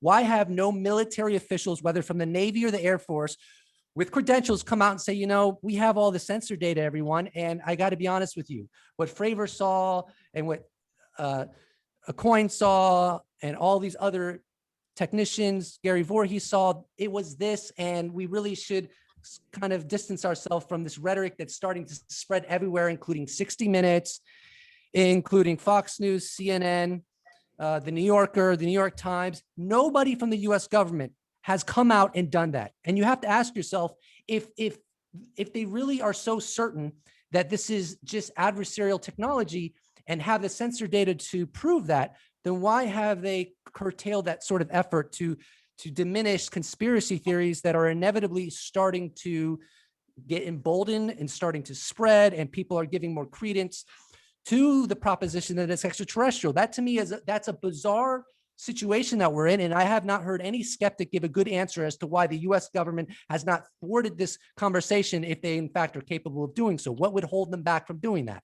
I think their answer would be it's black technology and they're not going to talk about it. So they'll let the UFO ET theory hang out there while they will not tell us about that. That's fine, but that's still that's Oh yeah, but if that it's is black a conspiracy technology, theory. I'm not saying it is black technology. I'm just saying not to figure. No, but I just want to say like that in of itself is still a conspiracy theory. So it's like it's almost impossible to engage this issue objectively without going in some kind of conspiracy theory. Because if your whole rhetoric is, Right. well, they're not good at what they do. They're stupid. They're incompetent. That doesn't really fly. That to me is sort of a desperate argument to make. They could do something and they haven't done it. They could do something and they haven't done it. But it's also important to note there that Bill Nelson, the administrator of NASA, was briefed on this. So he was part of the classified briefings. And I believe prior he was in the Armed Service Committee. I mean, Jason Colavito has gone so far to say that the Congress have been radicalized just because they're giving credence to UFOs. The Harvard scientist Avi Loeb has said that he knows of no organization that is more conservative than the U.S. government. And now we have all these members of Congress, some of them who have presidential aspirations. Instead of being like, let's distance ourselves from UAP. Instead of it, we have people like Marco Rubio saying things on the record like, you know what? I hope that these objects that we're encountering, that our navies, I hope that it is extraterrestrial or exotic, and more so than that it's China or Russia, because that would put us in bigger trouble. And the administrator of NASA, Bill Nelson, said the same exact thing. And yet skeptics have failed to give a cogent, persuasive argument as to why what's happening is happening. Sorry, I interrupted you. Go ahead, James. I wanted to talk about seeding real quick. Can we get into seeding before we're done? Just it's part of this lore, especially since Corso. And am I mistaken, but Lou brought it up recently, guys? You're talking about seeding technology, Danny? Yeah, to private industry. Didn't Lou mention that recently? He did mention, he goes, theoretically, if there's aerospace company A, aerospace company B, one of them gets exotic technology and goes on to create amazing stuff. Aerospace company B goes bankrupt. That's major liability down the line with lawsuits. I just want to add. So let's be honest, it happens. I mean, it probably happens. It sounds like many years ago, someone in that whole crowd told me the exact same thing, exact same words. And when Lou talked about this in his recent interview, he said, well, hypothetically, he popped that word in there. But I'm just going to say to you, I was told privately by someone that Lou knows very well, years ago, many years ago, who said, it is my, I think he said my knowledge, he made it very clear to me that he said every 5 or 10 years, there are how do you put it? There's a fresh review within the classified world to discuss disclosure. Is this a good idea or not a good idea? And he said, I personally was part of a little subcommittee that dealt with legal implications of disclosure. And he's not even a lawyer, I don't think. No, he's not a lawyer. But he was part of this little group. And he said, this was an issue that came up. Defense contractor preferential treatment. When you have SEC publicly owned companies and one company gets an unfair advantage in terms of seeded technology where they can make a ton of money and their competitor doesn't. And if you've got this technology, you can get defense contracts, you can get all kinds of opportunities that your competitor doesn't get. And he said, this was one of the problems that was raised as a very like sticky issue.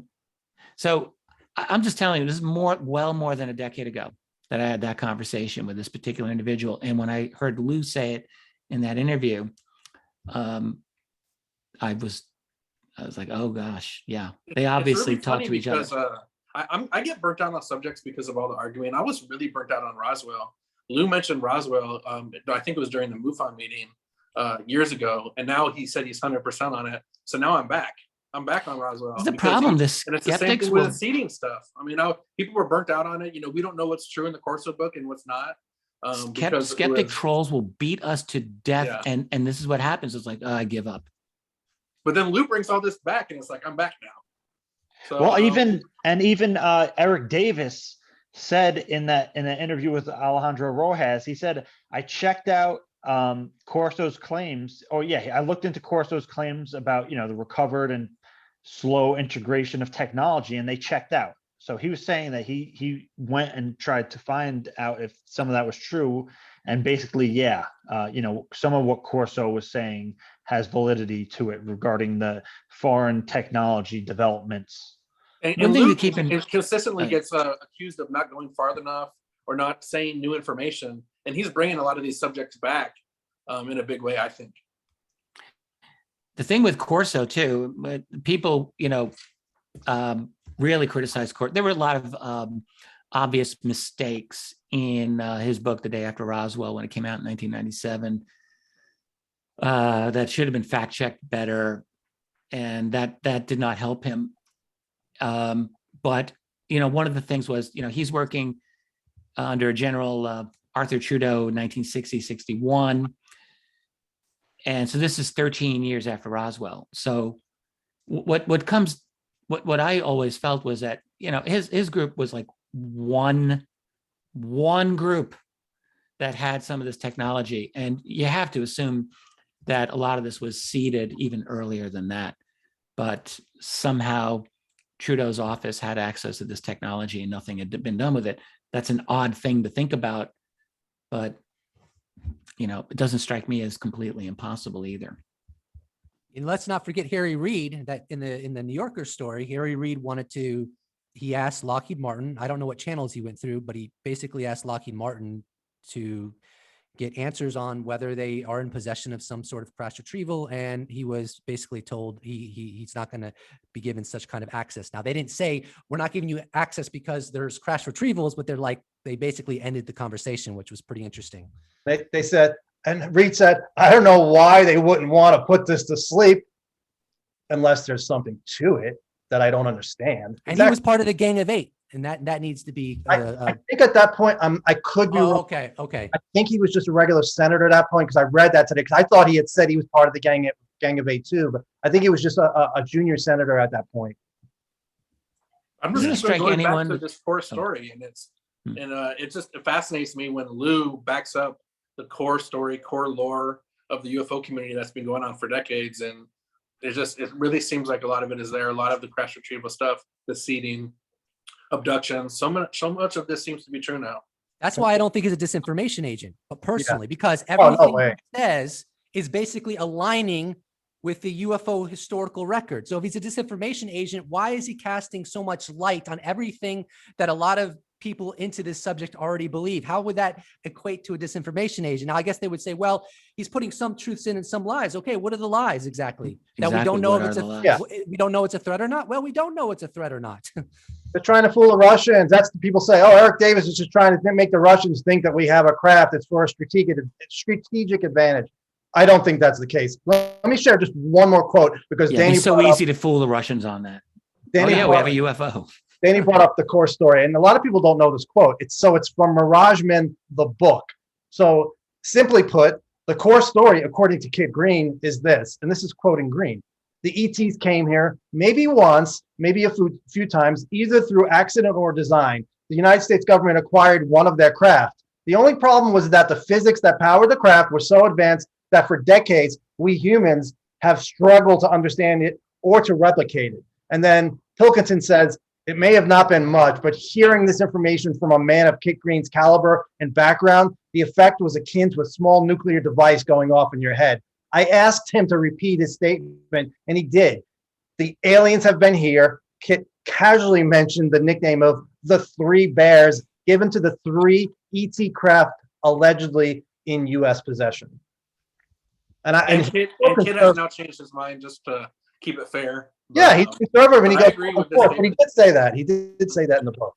He's walked way back from that position, I think, at least officially. 100%. But He has. the Three Bears makes me think of the 1988 ARV story that came out of Bradford Sorensen, as told to Mark McCandlish, when Sorensen is at Lockheed Hellendale facility in November 88, and he goes into the hangar, the big hangar there, and he sees, I think those three craft, it was behind a big curtain, and they were small, medium, and large. I think they were called Mama Bear, Papa Bear, and Baby Bear. And they were hovering flying saucer craft. And there was a 4-star, I think it was a 4-star at a podium talking about them, describing them as the ARV, the alien reproduction vehicles. These were supposedly, now I guess in that story, then these would be our attempts to reproduce alien tech. But it's just interesting, the Three Bears. I didn't remember Being that. the historian that you are, how do you think this lore and this core story came out, and now there's just more credence to it all these decades later? What do you mean came out? Like it came out through research. There was no crash retrieval credence whatsoever until the 1970s. Like no one in UFO research back in those early years believed that there were genuine crash retrievals of UFOs. We all know this. Like when Roswell happened, it was debunked in the newspapers immediately. The Aztec crash was written about by Frank Scully in 1950. It was debunked almost immediately. And so UFO researchers stayed far away.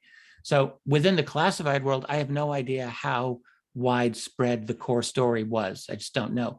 But I do know it started coming out in Leonard Stringfield was one of the most important people, and Stanton Friedman, who met with Jesse Marcel Sr. So I can only say publicly that whole scenario really didn't come out until the late 70s and in the 1980s. And guys like Green and Hal Puthoff, it's not clear to me that they were read into anything back in those days. I don't think they were. They may have known a few things, but I think what they did is, and some of their colleagues, they just rooted around and talked to people in the classified world who had clearances that you and I don't. And I guess entertainment and movies had a lot to do with this, just being put into the public mind.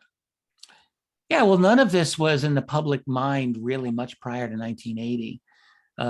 It was researchers who did this first, and it was only after the researchers started doing serious work. I mean, the first Roswell book came out in 1980 by Bill Moore and Charles Berlitz, if you can believe it. And Stan Friedman was an unacknowledged author in that.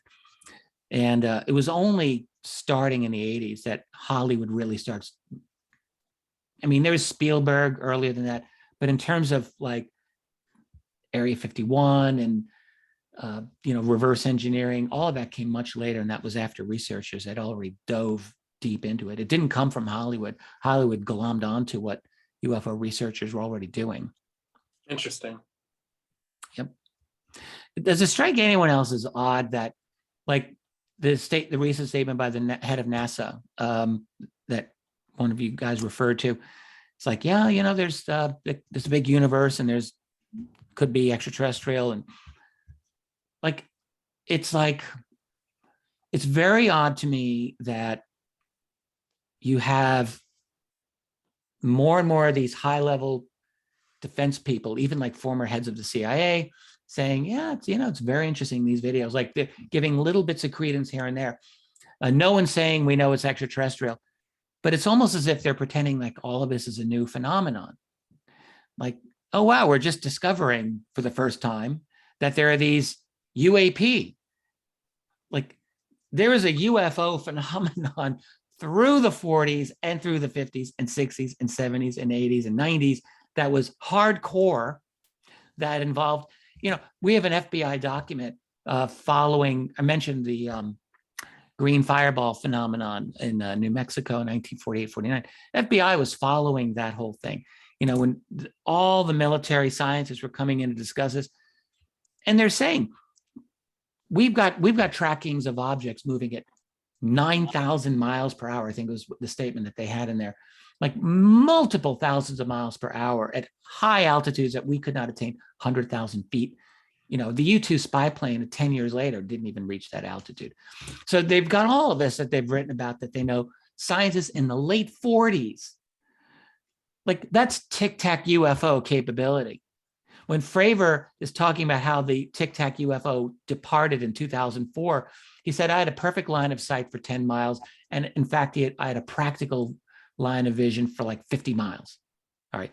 So let's just take the 10 miles. He said, this thing was out of my range of vision in 2 seconds. So if you really want to just take him at his word, do the math, you're talking, I think that's like 9,000 miles per hour. Right? It's ridiculous. Right? They might even be faster than that. So you're talking instant acceleration. Well, you know, here's the thing. All of this was being recorded decades before. And it's as if these government people like are totally oblivious to all of that history, as if it never happened. And the only conclusion one of the conclusions I can reach is because these government officials are totally locked out of any kind of genuine information, because all of that's become totally privatized and all those old records are gone. I asked Lou about the old records, the old historical cases when he was at ATIP. He said, I had no access to any of that stuff. None of it. We were looking at current cases. So there's no history.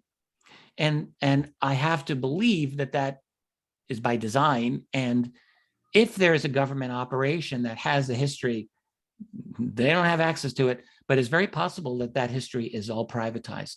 It's locked away in special access programs, totally possible, or it's gone international to some extent and it's beyond US government control. So now you have got a situation where the US government players are basically, they're as helpless as anyone else.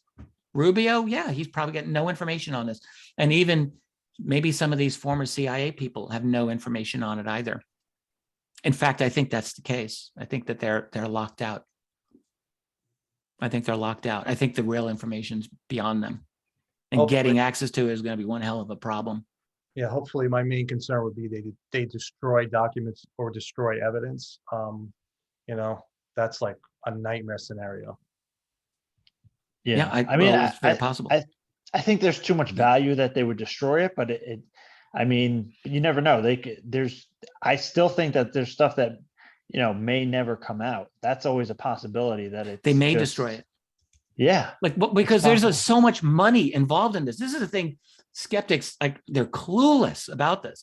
The amount of money involved in this technology is beyond astronomical. Like, and to share it could destroy entire industries. Like, Yeah. if you got actual anti-grav, okay, what's that going to do to the airline industry?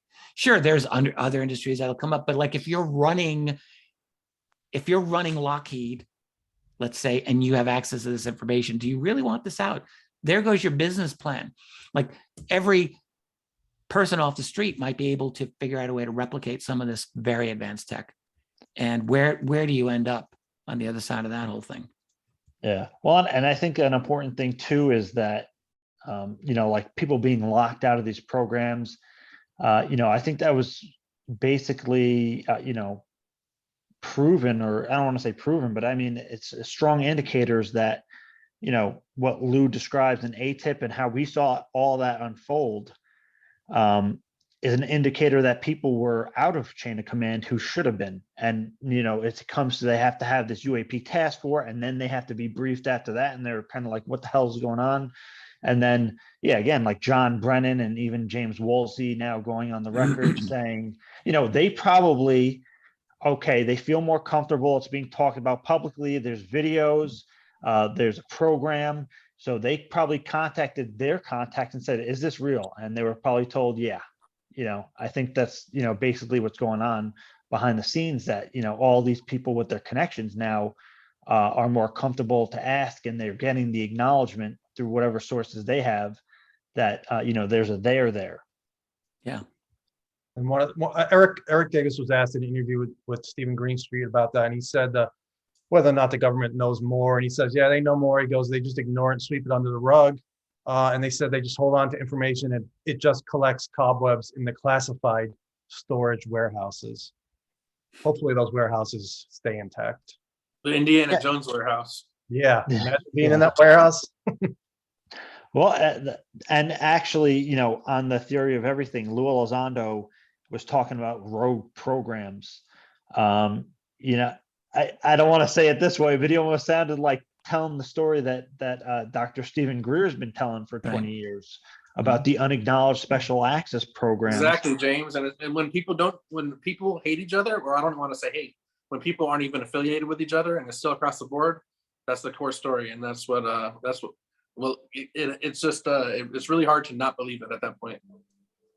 Yeah. Anything And else again, one says about Greer, like Greer was right onto this in the 90s. He was right on it. He was right on that whole rogue program. This is what brought him to meet with Thomas Wilson in 1997 and obviously other people. And I think this is one thing where he was 100% right. Yeah, and again, if in the theory of everything interview, Lou Elizondo is like almost saying verbatim what Greer has been saying about these programs. And again, I think it's been made clear by how we've seen the rollout of ATIP, how chain of command was nullified at some point, and it looks like Lou Elizondo and Christopher Mellon, and I've heard Christopher Mellon kind of hint at this before, and they're talking about the exact title which makes for the waived US UAP SAPs, the waived SAPs. He gives the exact title number, like 109 or something, section 109, and how they're allowed to waive these SAPs because it could be, detriment to national security, and then it comes into question, well, has that power been abused? Is it justified? Whatever the case, it seems like that's what's been done, and that people like Elizondo and Christopher Mellon and many other people behind the scenes have been trying to, re-administer that chain of command. So there could be some kind of acknowledgement and at least everybody's on the same page with, yeah, this is real. What the hell are we going to do about it? And Elizondo coming out led to Eric Davis briefing briefing Senate staffers, giving them leads to where to look for a crash retrieval program. And so, I don't mean to beat a dead horse, but it's like, if he's a disinformation agent, why has he facilitated someone like Eric Davis giving congressional staffers leads for where to pursue a potentially rogue program involved with studying UAP that had been retrieved? So there's that as well. And by the way, Mellon said he was there during that briefing. Joe and I have talked about something. We're worried, I would say. I don't want to speak for Joe, but we're talking about basically the military industrial complex, the biggest private contractors in the world. Close Encounters of the Third Kind had the Lockheed boxes with the Lockheed logos on it. I mean, this is nothing new. So Joe and I have spoken, how will even Congress, how does Congress even have enough power to make this happen? I'm not so sure. And that's the real scary thing. But it definitely seems to be true. A lot of this, it just seems to be accurate, and it isn't a new thing. But I just hope that they're able to crack into this somehow, some way. But I don't see it happening, to be honest with you. I'll tell you why I see it happening. I see it happening because here's the problem. If this continues, and assuming it exists, if this continues to keep getting sequestered away, everyone knows, including the people involved, that eventually it's going to come out into the open. So what is going to be the blowback if they make it come to the surface within the next, say, year or two, versus it inevitably comes to the surface within the next 20 years? Now, if it was to come to the surface in 20 years, after the Congress have literally been pursuing answers to the question of whether there is a crash retrieval program, it would, the fallout of a lack of trust between constituents in the American public and the government would be so catastrophic that it would be a national security catastrophe beyond imagination. I don't know what would happen to the populace of the United States. What would happen to the Congress? What would happen to our representatives? It would be so overwhelming. So my perspective is there's got to be people inside the US government that are mature enough and are patriotic enough and love their country enough to where they're like, yo, let's get this out sooner rather than later, because if it inevitably comes out 20 years from now, it could literally be the end of a relationship and trust between government and the populace as we know it. So Why do you think that? I hoping- mean, I'm not really sure I understand the logic on that, Ryan. Like, first of all, there's very little trust now, but you're saying am I understanding that if the UAP task force doesn't really get to the heart of this now, and if it comes out 20 years from now, that the trust will be blown? my argument is that the trust is going to be blown no matter what. But the extent of lost trust between our institutions, scientific, journalistic, academic, and the populace 20 years from now, it coming out versus it coming out now, it's going to be exponentially more intense if it happens 20 years from now, particularly because for the first time, our Congress is literally pursuing answers to these questions. So it's one thing to keep a secret when Congress is not really pursuing it in an over the top way, but it's another thing when Congress is actually pursuing answers, and according to the Constitution, according to our laws, they have to be given answers. I think trust would deteriorate way more if it comes out 20 years from now than if it comes out within the next 2 or 3 years. I could be wrong about that, but that's my perspective. Okay, Yeah. just everybody, Joe Oh. Murgia, Joe's got to go. Joe, can you hear me? Yes, and I enjoyed it, guys. Continue the conversation. I have to go to work. It's been fun. It's been great. Thanks for everything, Joe. You've been awesome, and I love the little slideshow you did, and we're looking forward to speaking again soon, man. Yep, same here. Talk to you soon, guys. See ya. Take care. So Great show. Richard, I'd love to get your take. So you don't think that the trust would deteriorate more if it came out 20 years from now versus if it came out, let's say, within the first year or two? It's like, let me give an analogy. It's like, it's like your spouse is asking you questions, right? And you're lying to them. They're finally, they never asked you questions before, but now your spouse is asking you questions and you're lying to them. And then 20 years from them, they get the truth. Versus they're asking you questions and you're like, oh no, my spouse is asking me questions. No, I hear you. I then- totally get it. Yeah. I mean, I've thought about this many times as well, but the fact is we've gone through this little dance. Like 40, 50 years ago, there was the Condon Committee, which was the Air Force sponsored analysis of UFOs. And they were like, there's nothing to this. And, there's constantly been, 10 years ago, there was my pal, Stephen Bassett, organized a petition to the Obama White House to get an answer on the existence of extraterrestrials and UFOs. It was a digital petition that has since been pulled, but you could do it in Obama. Yeah. I remember that. And we got the most, this is in 2011, I think. And I was kind of vaguely involved in that. And we got the most ridiculous, stupid answer from the Obama White House. No, there's no engagement in UFOs. There's no evidence that they're here. Meanwhile, ATIP was actually going at this time. Yeah. And I mean, so there were lies and lies and lies. There's always lies.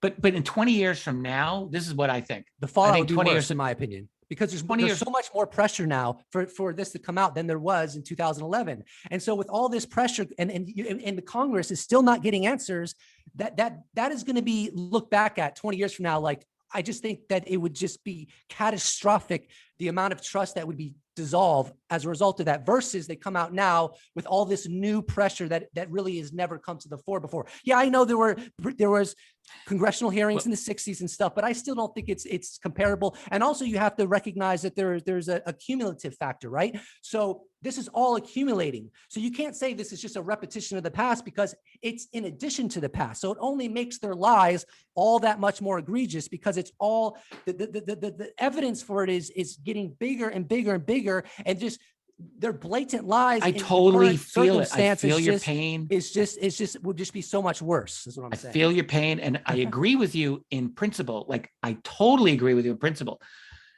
But look, I mean, we're in an era now where all of these truth bombs have been coming out for the last 4 years, starting with TDSA and Lou, and like these statements that this is real. And I've been waiting for the avalanche effect. I wrote about this 10 years ago. I wrote a book, After Disclosure, co-authored. And our attitude when we wrote this in 2010, it was a different universe. Social media was still kind of like free, especially Facebook and Twitter. And the idea was, if something big comes out, this could cause like an avalanche effect. And here we are now. Like, we've had one truth bomb after another coming out for the last 4+ years, and we're still like inching along, and with no historical understanding of the UFO phenomenon in our public space. Like there's, you know, it's like UFOs started in 2004 with the Tic Tac. It's like there's no understanding of anything before. No mention of a cover-up, God forbid, cover-up. That's why you've got these high-level politicians like, well, maybe there's something there. Maybe there's something going on. No one wants to admit that there's been government lies for 70 plus years. It's already been going on for all of these, an entire human lifetime. But 20 years from now, my biggest fear, the hell with disclosure. My biggest fear is 20 years from now, you're going to be living in a complete beyond China totalitarian digital surveillance system in which we think we're dumbed down now. I mean, it's just, I think it's very likely to be vastly worse in another 20 years, where propaganda and total control over fringe opinions, pushing them out, will be very, very effective at this point. And by then you could probably have everyone being plugged in with their own version of futuristic Neuralink and whatever. We could be in a full-blown, like true worst nightmare Orwellian totalitarian society 20 years from now, in which case any kind of disclosure rollout, when people are plugged into some kind of, you know, virtual reality that they probably live in because the real world may suck so badly. Yeah, it'll be very easy to control that narrative. So I think we may have a window, a disclosure window that may be closing, not opening. And if it goes for another 5 years like this, maybe that window will be closed. So that's my very pessimistic view. I hope to be wrong, but I don't know. I think like if I were gambling on secrecy and if I were gambling on anti-disclosure, I would be gambling on the victory of a global totalitarian system that just shuts this whole thing down. Let That's me go my off fear. on a tangent real quick, guys. I'd like to hear what everyone thinks about this because I've heard this floated behind the scenes. I'm not sure if it's accurate or not. The idea that the UFO community is kind of getting thrown a bone at this point. They're getting thrown a steak to the dogs over the fence, but they're not giving us the full meal. Now, would that be something that they would do to that would work, or is it just going to make all the dogs more hungry? I mean, what do you guys think? Do you I think they're that just it's going to giving make all the piece of dogs it more and- hungry because I think this scenario that has been going on for so many decades could not survive without ridicule. So the ridicule factor and the laughing factor has facilitated all of the lies that have been told. And when you take that away, or that the laughing factor or the ridicule factor starts to diminish, now you have people like Ross Coulthart who are going after it and writing books. You have people like Tom Rogan who are going after it and writing books or writing articles. You have Congress who are pursuing answers to questions that they have never pursued before. And furthermore, you've given them a taste that they've never had before. Now, Richard Dolan can correct me if I'm wrong, but I know there were hearings in the 60s, but what I don't think took place then is they were not given classified briefings. And according to Elizondo, when these classified briefings took place, they were given way higher fidelity data than we were given. So they weren't just looking at fuzzy videos of like the Go Fast or the Nimitz or the gimbal. They were seeing such much higher fidelity data. So when you take all of these various factors in a holistic way and you acknowledge them, I think that, well, let me just say it. The house of cards is falling, baby. Yeah, and What I'm does going to Richard have and to James say, think about it? Are we getting thrown a bone, or is this? I don't know. I love what Ryan just said. I actually, that's great. And I don't think it's being thrown a bone because that plays into the idea that this is all some kind of op. And Yeah. I don't believe it is. I think that's wrong. I think that's wrong. So what I think is when you talk about people like Lou Elizondo, Christopher Mellon, Hal Puthoff, and Derek Davis, these are not, they are not doing disinfo on us. Makes me crazy when I've heard there's a couple of very prominent vocal people who just keep screaming, this is an op, this is disinformation. And what this really is a faction. There are always factions who have different levels of access who don't always agree with the party line. You go back 2,000 years, Caesar and Pompey and Crassus were factions. Like it's just every ruling elite has factions. And the UFO secrecy group has had factions as well. I've known about this for years. And I just think that these guys are a faction, the Bigelow group, I sometimes will call them. And they believe in greater level of openness. I'm not saying they believe in total disclosure. I don't think that they do actually, but they believe in more openness and more truthful discussion on this subject in the public realm. And I know that because one of them explicitly said that to me. And they have friends on the inside and they have enemies as well on the inside. They've got definite enemies. This is a war that's going on behind the scenes. So what I think's happened is that this faction has thrown what they can like out to the public without breaking laws. They can't do that. Mm-hmm. But they've made their play. This is like a gambit. They've done what they can do, and they have absolutely helped change the public conversation on UFOs. But the problem is they don't have infinite power. There's a lot of power on the other side of that still wants to shut them down. So I think that's what we're seeing. So I think we've gotten a bone, and once and their allies like Leslie Kean and Ralph Blumenthal, who fought with the New York Times to get those articles in there. And I think that's what happened. And the New York Times, which has always been on the side of the establishment, always been on the side of disinformation, at least in the last, long period of time. The New York Times did this, I think, as a way to get ahead of the story, because I think, TTSA had already come out in October of 2017. It was obvious that the ATIP program was going to be revealed. It was obviously going to be revealed. So then, Leslie and Ralph convinced the Times, okay, let's do this. And they were able to write their story. So they're allies. And so once the New York Times puts the story out, then other news media are like, oh, well, we can actually discuss this a little bit. And a few like Tucker Carlson over at Fox, like he jumps in. And there's a few other mainstream-ish people who are also jumping in.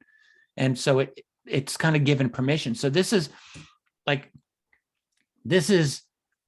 a good thing if you're on the disclosure faction, but it's a problem if you're on the other side. And there's a lot of people on that other side, in my view.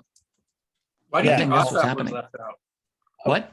Why do you think OSAP was left out of the original story? A lot of people have been asking this question, that OSAP was left out. We really haven't heard about it. Maybe it was too woo, quote unquote. Elizondo was part of ATIP. ATIP was a subdivision of OSAP, and OSAP closed down. I don't remember when OSAP closed down way before ATIP. Yeah. 2010, I think. Yeah, so it was gone. It didn't exist. And Elizondo, he didn't talk about OSAP. Great, thank you. So I think Lou talked about this in his interview again with Kurt Jamungal just the other day. And he gave the impression that maybe more information about OSAP will come out, but I don't know why, except that Lou is part of the ATIP program and he got on board with TTSA. And so we learned about it through him. That's what I think. I don't know. James, you want to chime in? Yeah, I was going to say that makes sense. Lou's the guy who came forward. He was the one willing to kind of put his stuff on the line. And that's why we heard about ATIP. But even though in the article, it seems like they were referring to some stuff that was involved with OSAP because of the Bass contract. When we're talking about what you were asking before, are we being thrown a bone? And, I agree with Rich here. And I think that, you have these factions, they're competing.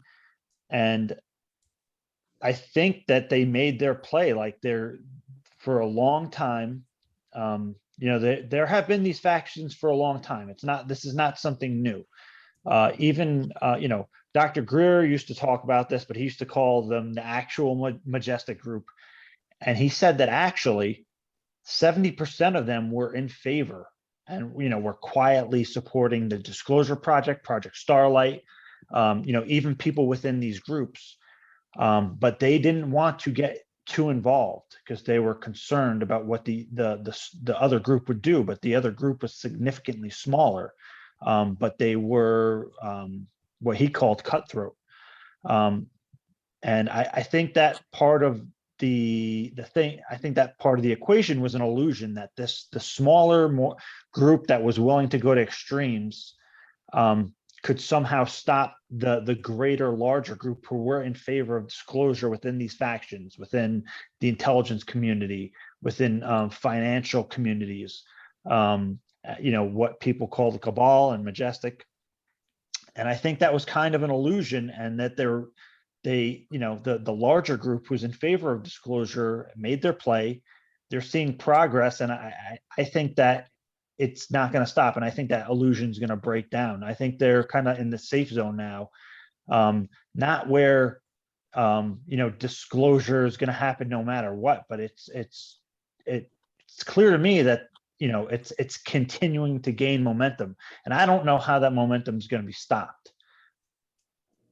I agree, and I think just to answer some of my own questions, that wasn't me. I'm quoting other people. I'm asking those questions, and I just wanted to address it. But yeah, I think Lou didn't feel at liberty to speak about it OSAP at the beginning, and it wasn't even public. We didn't know OSAP was a thing when the New York Times articles came out. So that would definitely be the reason for that. And then as far as the throwing a bone stuff, that wasn't me speaking either. That was something I've heard. But I've described it as a war also between the transparent people, Lou and everyone, and then the hardcore saps that have been running things, and then also the military industrial complex, if you want to call it that. But they are just so strong that I really get scared that maybe that they're going to win out, or maybe there's people within the SAPs and within the military industrial complex that want this out now too. I don't know. No, that's what Greer, again, it's Stephen Greer, but a lot of stuff he did get right. He was saying that people within those programs did want some of this out. This is an old story. Donald Yeah. Kehoe in the 1950s. 1950s. It's quoted on the back of this book too. Talked about the Kehoe quote.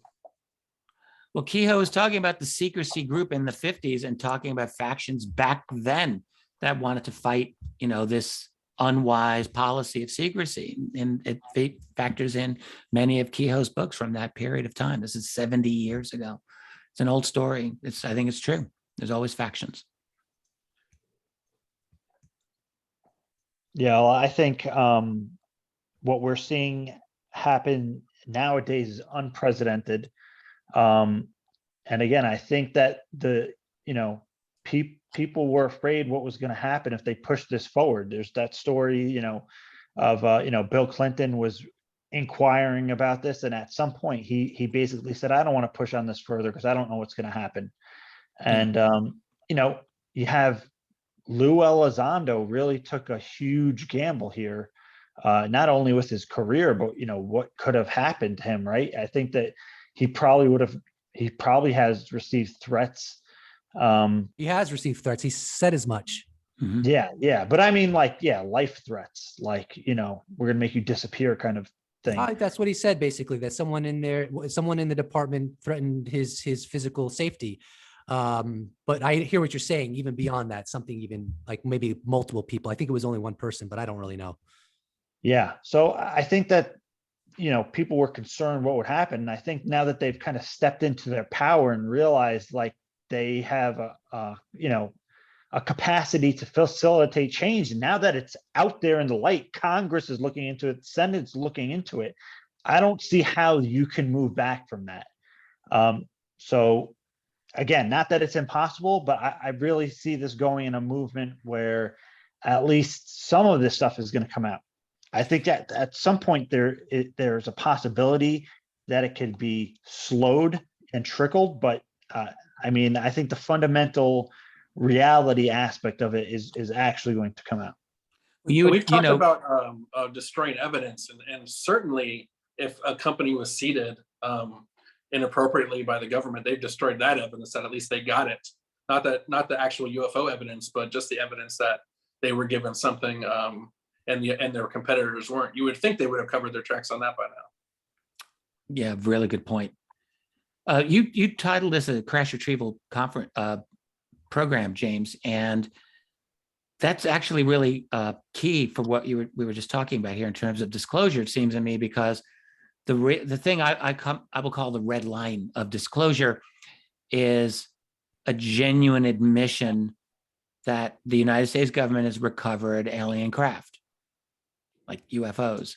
That to me, because when you can go from, because that gives you, that's culpability, that's guilt. Like you can pretend, as they're all pretending now, that, well, there's something going on. We don't know what it is. That's not guilt. That's not cover up. We're moving into an era where you are not supposed to believe in conspiracy theories at all. That's wrong. And there is no conspiracy theory bigger, in my opinion, than the UFO cover up. Like, what's bigger than that? That's like, can you imagine a future world where the government's like, no conspiracy theories, but well, yeah, the UFO one, that's true, but none of the others. Like, that's just laughable. But if you admit that crash retrievals have happened of UFOs, there is, in my opinion, no way to avoid the implication that this has been one hell of a lifelong conspiracy to hide the truth from the people.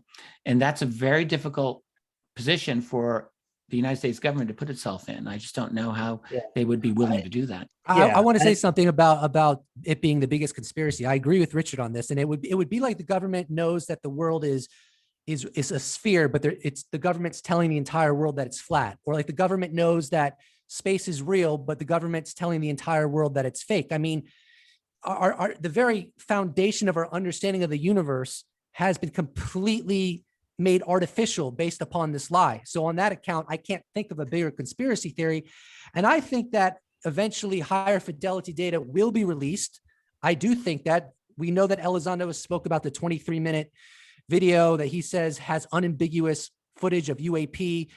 And he says there's that the videos that were released up till this point, the Go Fast Gimbal and the Nimitz video, are some of the least compelling videos. So what happens when we collectively get higher fidelity data? Well, I think we'll collectively say, but that's true. But if we do, I think we'll collectively say, wait a minute, do we really believe that ATIP was the only UAP program running? I think everyone will in unison say that. And on that account, I really don't see them getting away with keeping all of these other UAP programs that have been tax funded secret from everyone. I think at that point, people are going to be looking into that. Investigative journalists, members of Congress, maybe even some people within our own government who have caught wind of these other UAP programs will start coming public and say, yeah, ATIP wasn't the only program. And I think something like that would happen once we get higher fidelity data, but I could be wrong. That's a great point. I would agree with you, Ryan. And that's the real tension that we've got, because there's this true, like, immovable force and immovable object and the irresistible force. Like, that's almost what we're getting to now. That, the secrecy is a truly immovable force, but we have developed some momentum, like more momentum than we've ever had in our society to have genuine, truthful, veridical UFO data come out to the public. So the only thing is, like, I don't know if the government has the answer, like if it's within the government, like, maybe, but it may be very difficult to get to that. Yeah. And there are special access programs, not just connected with the DoD, but with the CIA and the Department of Energy. And like, we don't even know anything about those things. Sorry, you go. Yeah. Well, and speaking about conspiracy theories, this is the only conspiracy theory I can think of where dozens, if not hundreds of U.S. government officials and contractors have come forward saying that this is a legitimate reality. The quality of witnesses that have come forward, even the UFOs and nukes and other, Eric Davis and other people, it's incredible. But yeah, I think that, like, this is our best shot, and I'm concerned if that we do not do this now, this is our last real shot, at least unless something completely unpredictable happens, like the phenomenon itself decides to end the whole thing, which it seems like it's been here for thousands of years and has not done that, or maybe it did it in the past and now we don't know about it, but that's too much speculation. But I think this is our last, like, or this is our best shot right now. So I think it's incredibly important. And I think people realize that if you let this thing die now, that, it could go the way of, like OSAP, right? It could just be gone. And, Lou Elizondo, he mentioned recently that more people were going to be coming forward. And I think Jim Lukatsky coming forward was huge. I don't think it's actually been acknowledged as great of a thing as it should be. I think that was a huge thing. And I hope that, again, you have more people come forward. And these possible other programs, George Knapp and and Jeremy Corbell have made some incredible statements. I'm forgetting the gentleman's name now who wrote that article on his blog about the other programs that are in the billions of dollars. Hayes or something, Bernard Hayes. Yeah, Bernard Hayes. Yeah, he's an astronomer. Yes. Yeah, and he's he's very close to all of those people in Yep. that program. Yeah. He's very close to Putoff and Kid Green and those guys. Yeah, he spoke about the 4 UAP programs that are heavily funded and go back to the Truman administration.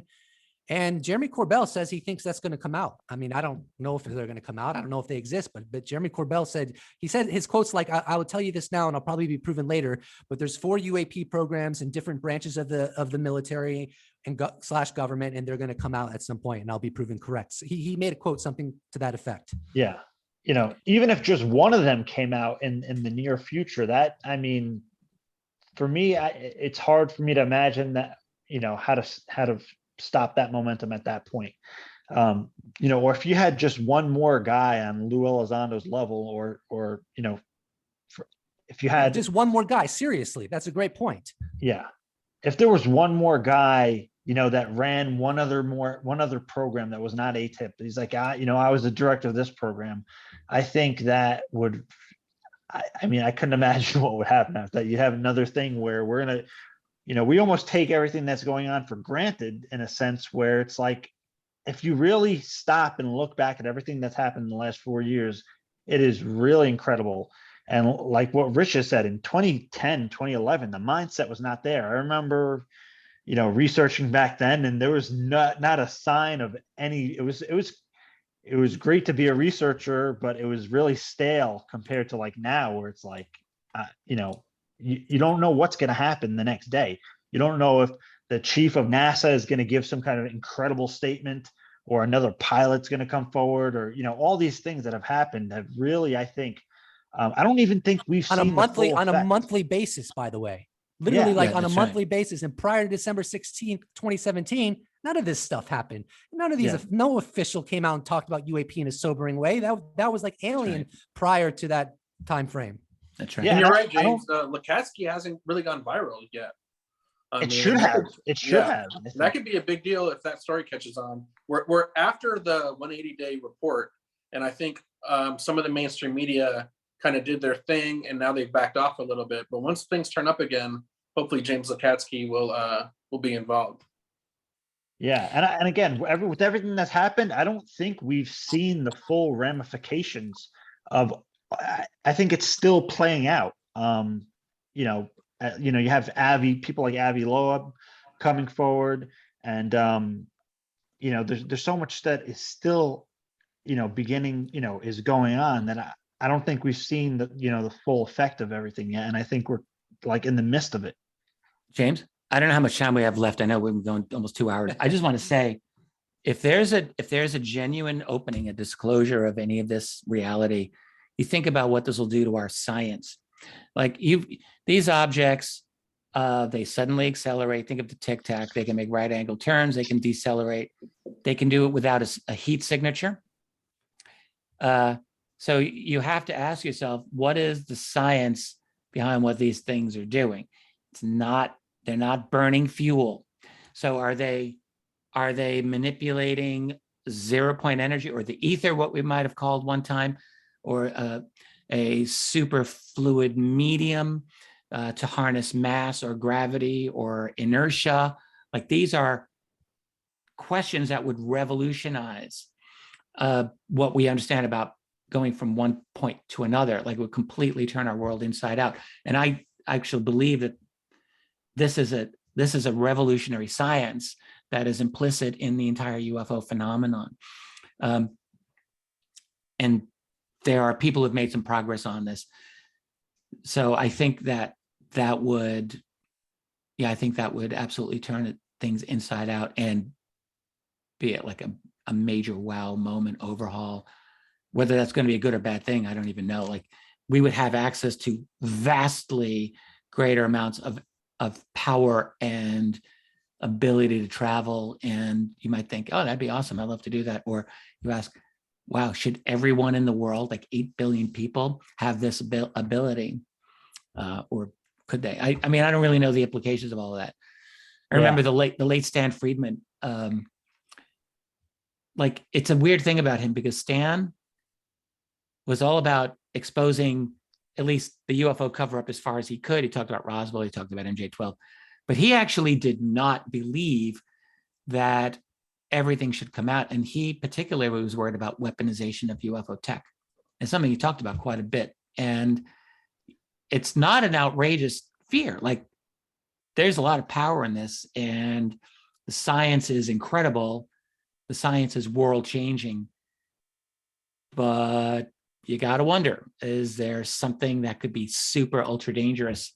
Like you might trust yourself with a technology that, you know, would have virtually infinite amount of power, but would you trust your next door neighbor or everyone in your city or everyone in your country or the world? I don't know. Yeah. Well, yeah, and that's a genuine national security issue, right? Like if there's a smaller country that is not technically geopolitically powerful, has access to this and has an energy source that can just destroy all life on Earth, right? Or go, who knows? But we're kind of dealing with that with nukes, you know, nuclear missiles, nuclear power. There's a number of countries that have them, and it does present a security risk. I just wanted to say that Lex Friedman had on David Fravor not too long ago, and David Fravor said, like, he said, it's been 70 plus years. Why have they not declassified Roswell? And he stated that, just imagine the expression on the faces of our greatest innovators like Jeff Bezos and Elon Musk if they knew this technology existed and how it would inspire them to make new innovations. And all of that has been taken away by people that we didn't even elect into office, who think they know what's best for the world instead of allowing the world to actually join in the conversation on what's best for the world. Yeah. Yeah.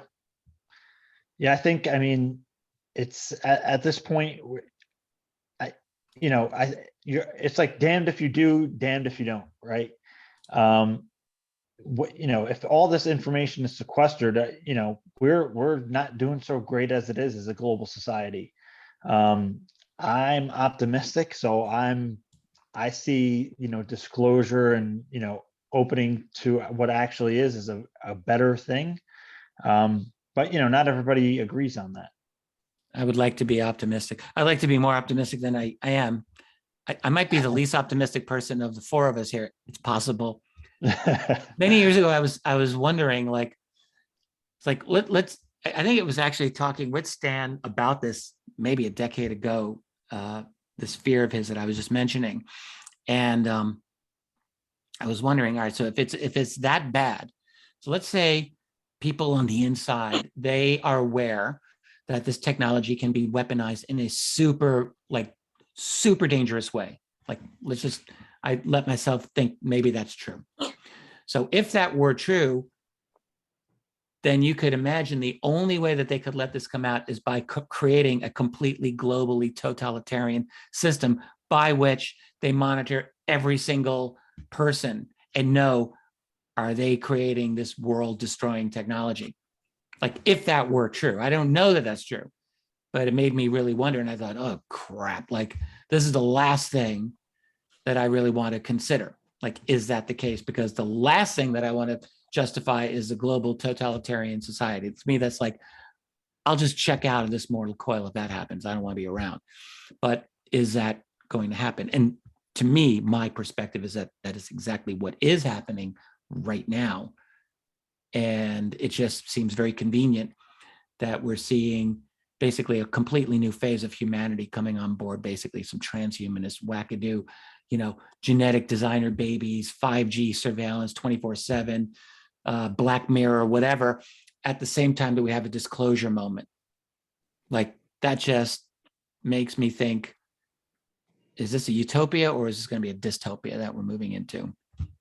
And that's part of the threat. And that's part of the threat no one wants to talk about. Like, these people who want to tell you it's all love and light. Well, let me ask you this. If a UAP crashes in North Korea and they figure out how to back engineer it, is the intelligence behind UAP all love and light? What if, there's not all countries are all peaceful and loving. If the United States has made a lot of mistakes ourselves. I'm saying we as Even the humans- United States. Yeah, exactly.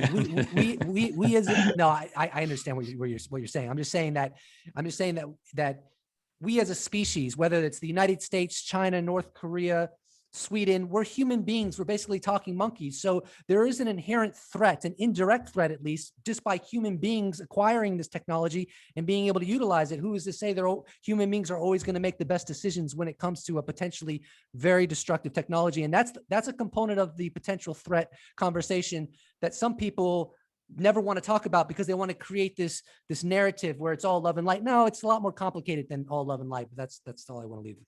Yeah. And I've thought about this over the years, mainly because of Tom DeLonge's words about people that once they know about the big picture, that they're super worried and their lives are never the same, obviously. And I often wonder, are we in I've talked about it being in the golden age of ignorance, and is it better to be ignorant of some of this stuff? And do we know what we're asking for when we're asking for disclosure? But at the same time. And that's not even dipping into the technological side effects. I'm just talking about knowing that you could be maybe abducted at any time and there's nothing you could do about it. How horrible would that be for the world to know? But at the same time, it's not up to other people to hold this stuff back from the rest of humanity. We know about a lot of threats to ourselves, and we deserve to know the truth. So we got to put on our big boy pants, and no matter how bad and how horrible this stuff is, we at least need to know it's there, and that's what we deserve as humans. Yeah, I Yeah. absolutely agree. Yeah, I think I that, agree with that. I mean, our greatest way forward is going to be transparency. Because I mean, I like that, the golden age of ignorance. That's a really good one. But yeah, I mean, again, even if you think on a microcosm, I mean, it's better, I think, that people are informed and can make informed decisions. And again, the question, who has the right to sequester that kind of fundamental truth? It's tyranny. It's basically tyranny. Let's call it what it is. They're holding back information. They're not involving people that are within the chain of command. They're not involving our legislators, our representatives. So it's tyrannical. The government has decided, or components of the government, I don't know how it works, but certain people potentially, I don't know for certain, but it appears certain people decided that they're just going to hold back the information and they don't really care about what the American public wants, what their opinion is. So they're basically doing it backwards because the government is designed to serve the people, not the other way around. And they're not serving the people, they're serving themselves. And that's by definition tyranny. Yeah. Yep. Oh, well, this has been a very awesome panel, guys. It's getting a little late. Well, I mean, I got to end up going to work. Yeah, it's been a long night. But it's been awesome, man. It's been a long crash retrieval night. Yeah. Great conversation. I enjoyed it very much with you guys. Yeah. Likewise. So, hopefully we can do this again, and maybe we can do this again. Abduction week. Oh man, I was gonna say contact week. You can fit abduction into the contact. We can put them under the same umbrella because they are contact, whether it's desired or undesirable. Yeah, I would love to do that. So I think we should reconvene sometime in the near future. So again, thank you so much, guys, Sounds for good. being here. Sounds good. And let's sign off, and I'll see all you guys soon. Thanks, Thank you for James. organizing. Yeah, thanks for organizing this. I enjoyed it. Thank you. Thank you for everyone giving their opinion, and it was a good time. Thank you. All right, take care, Absolutely. guys.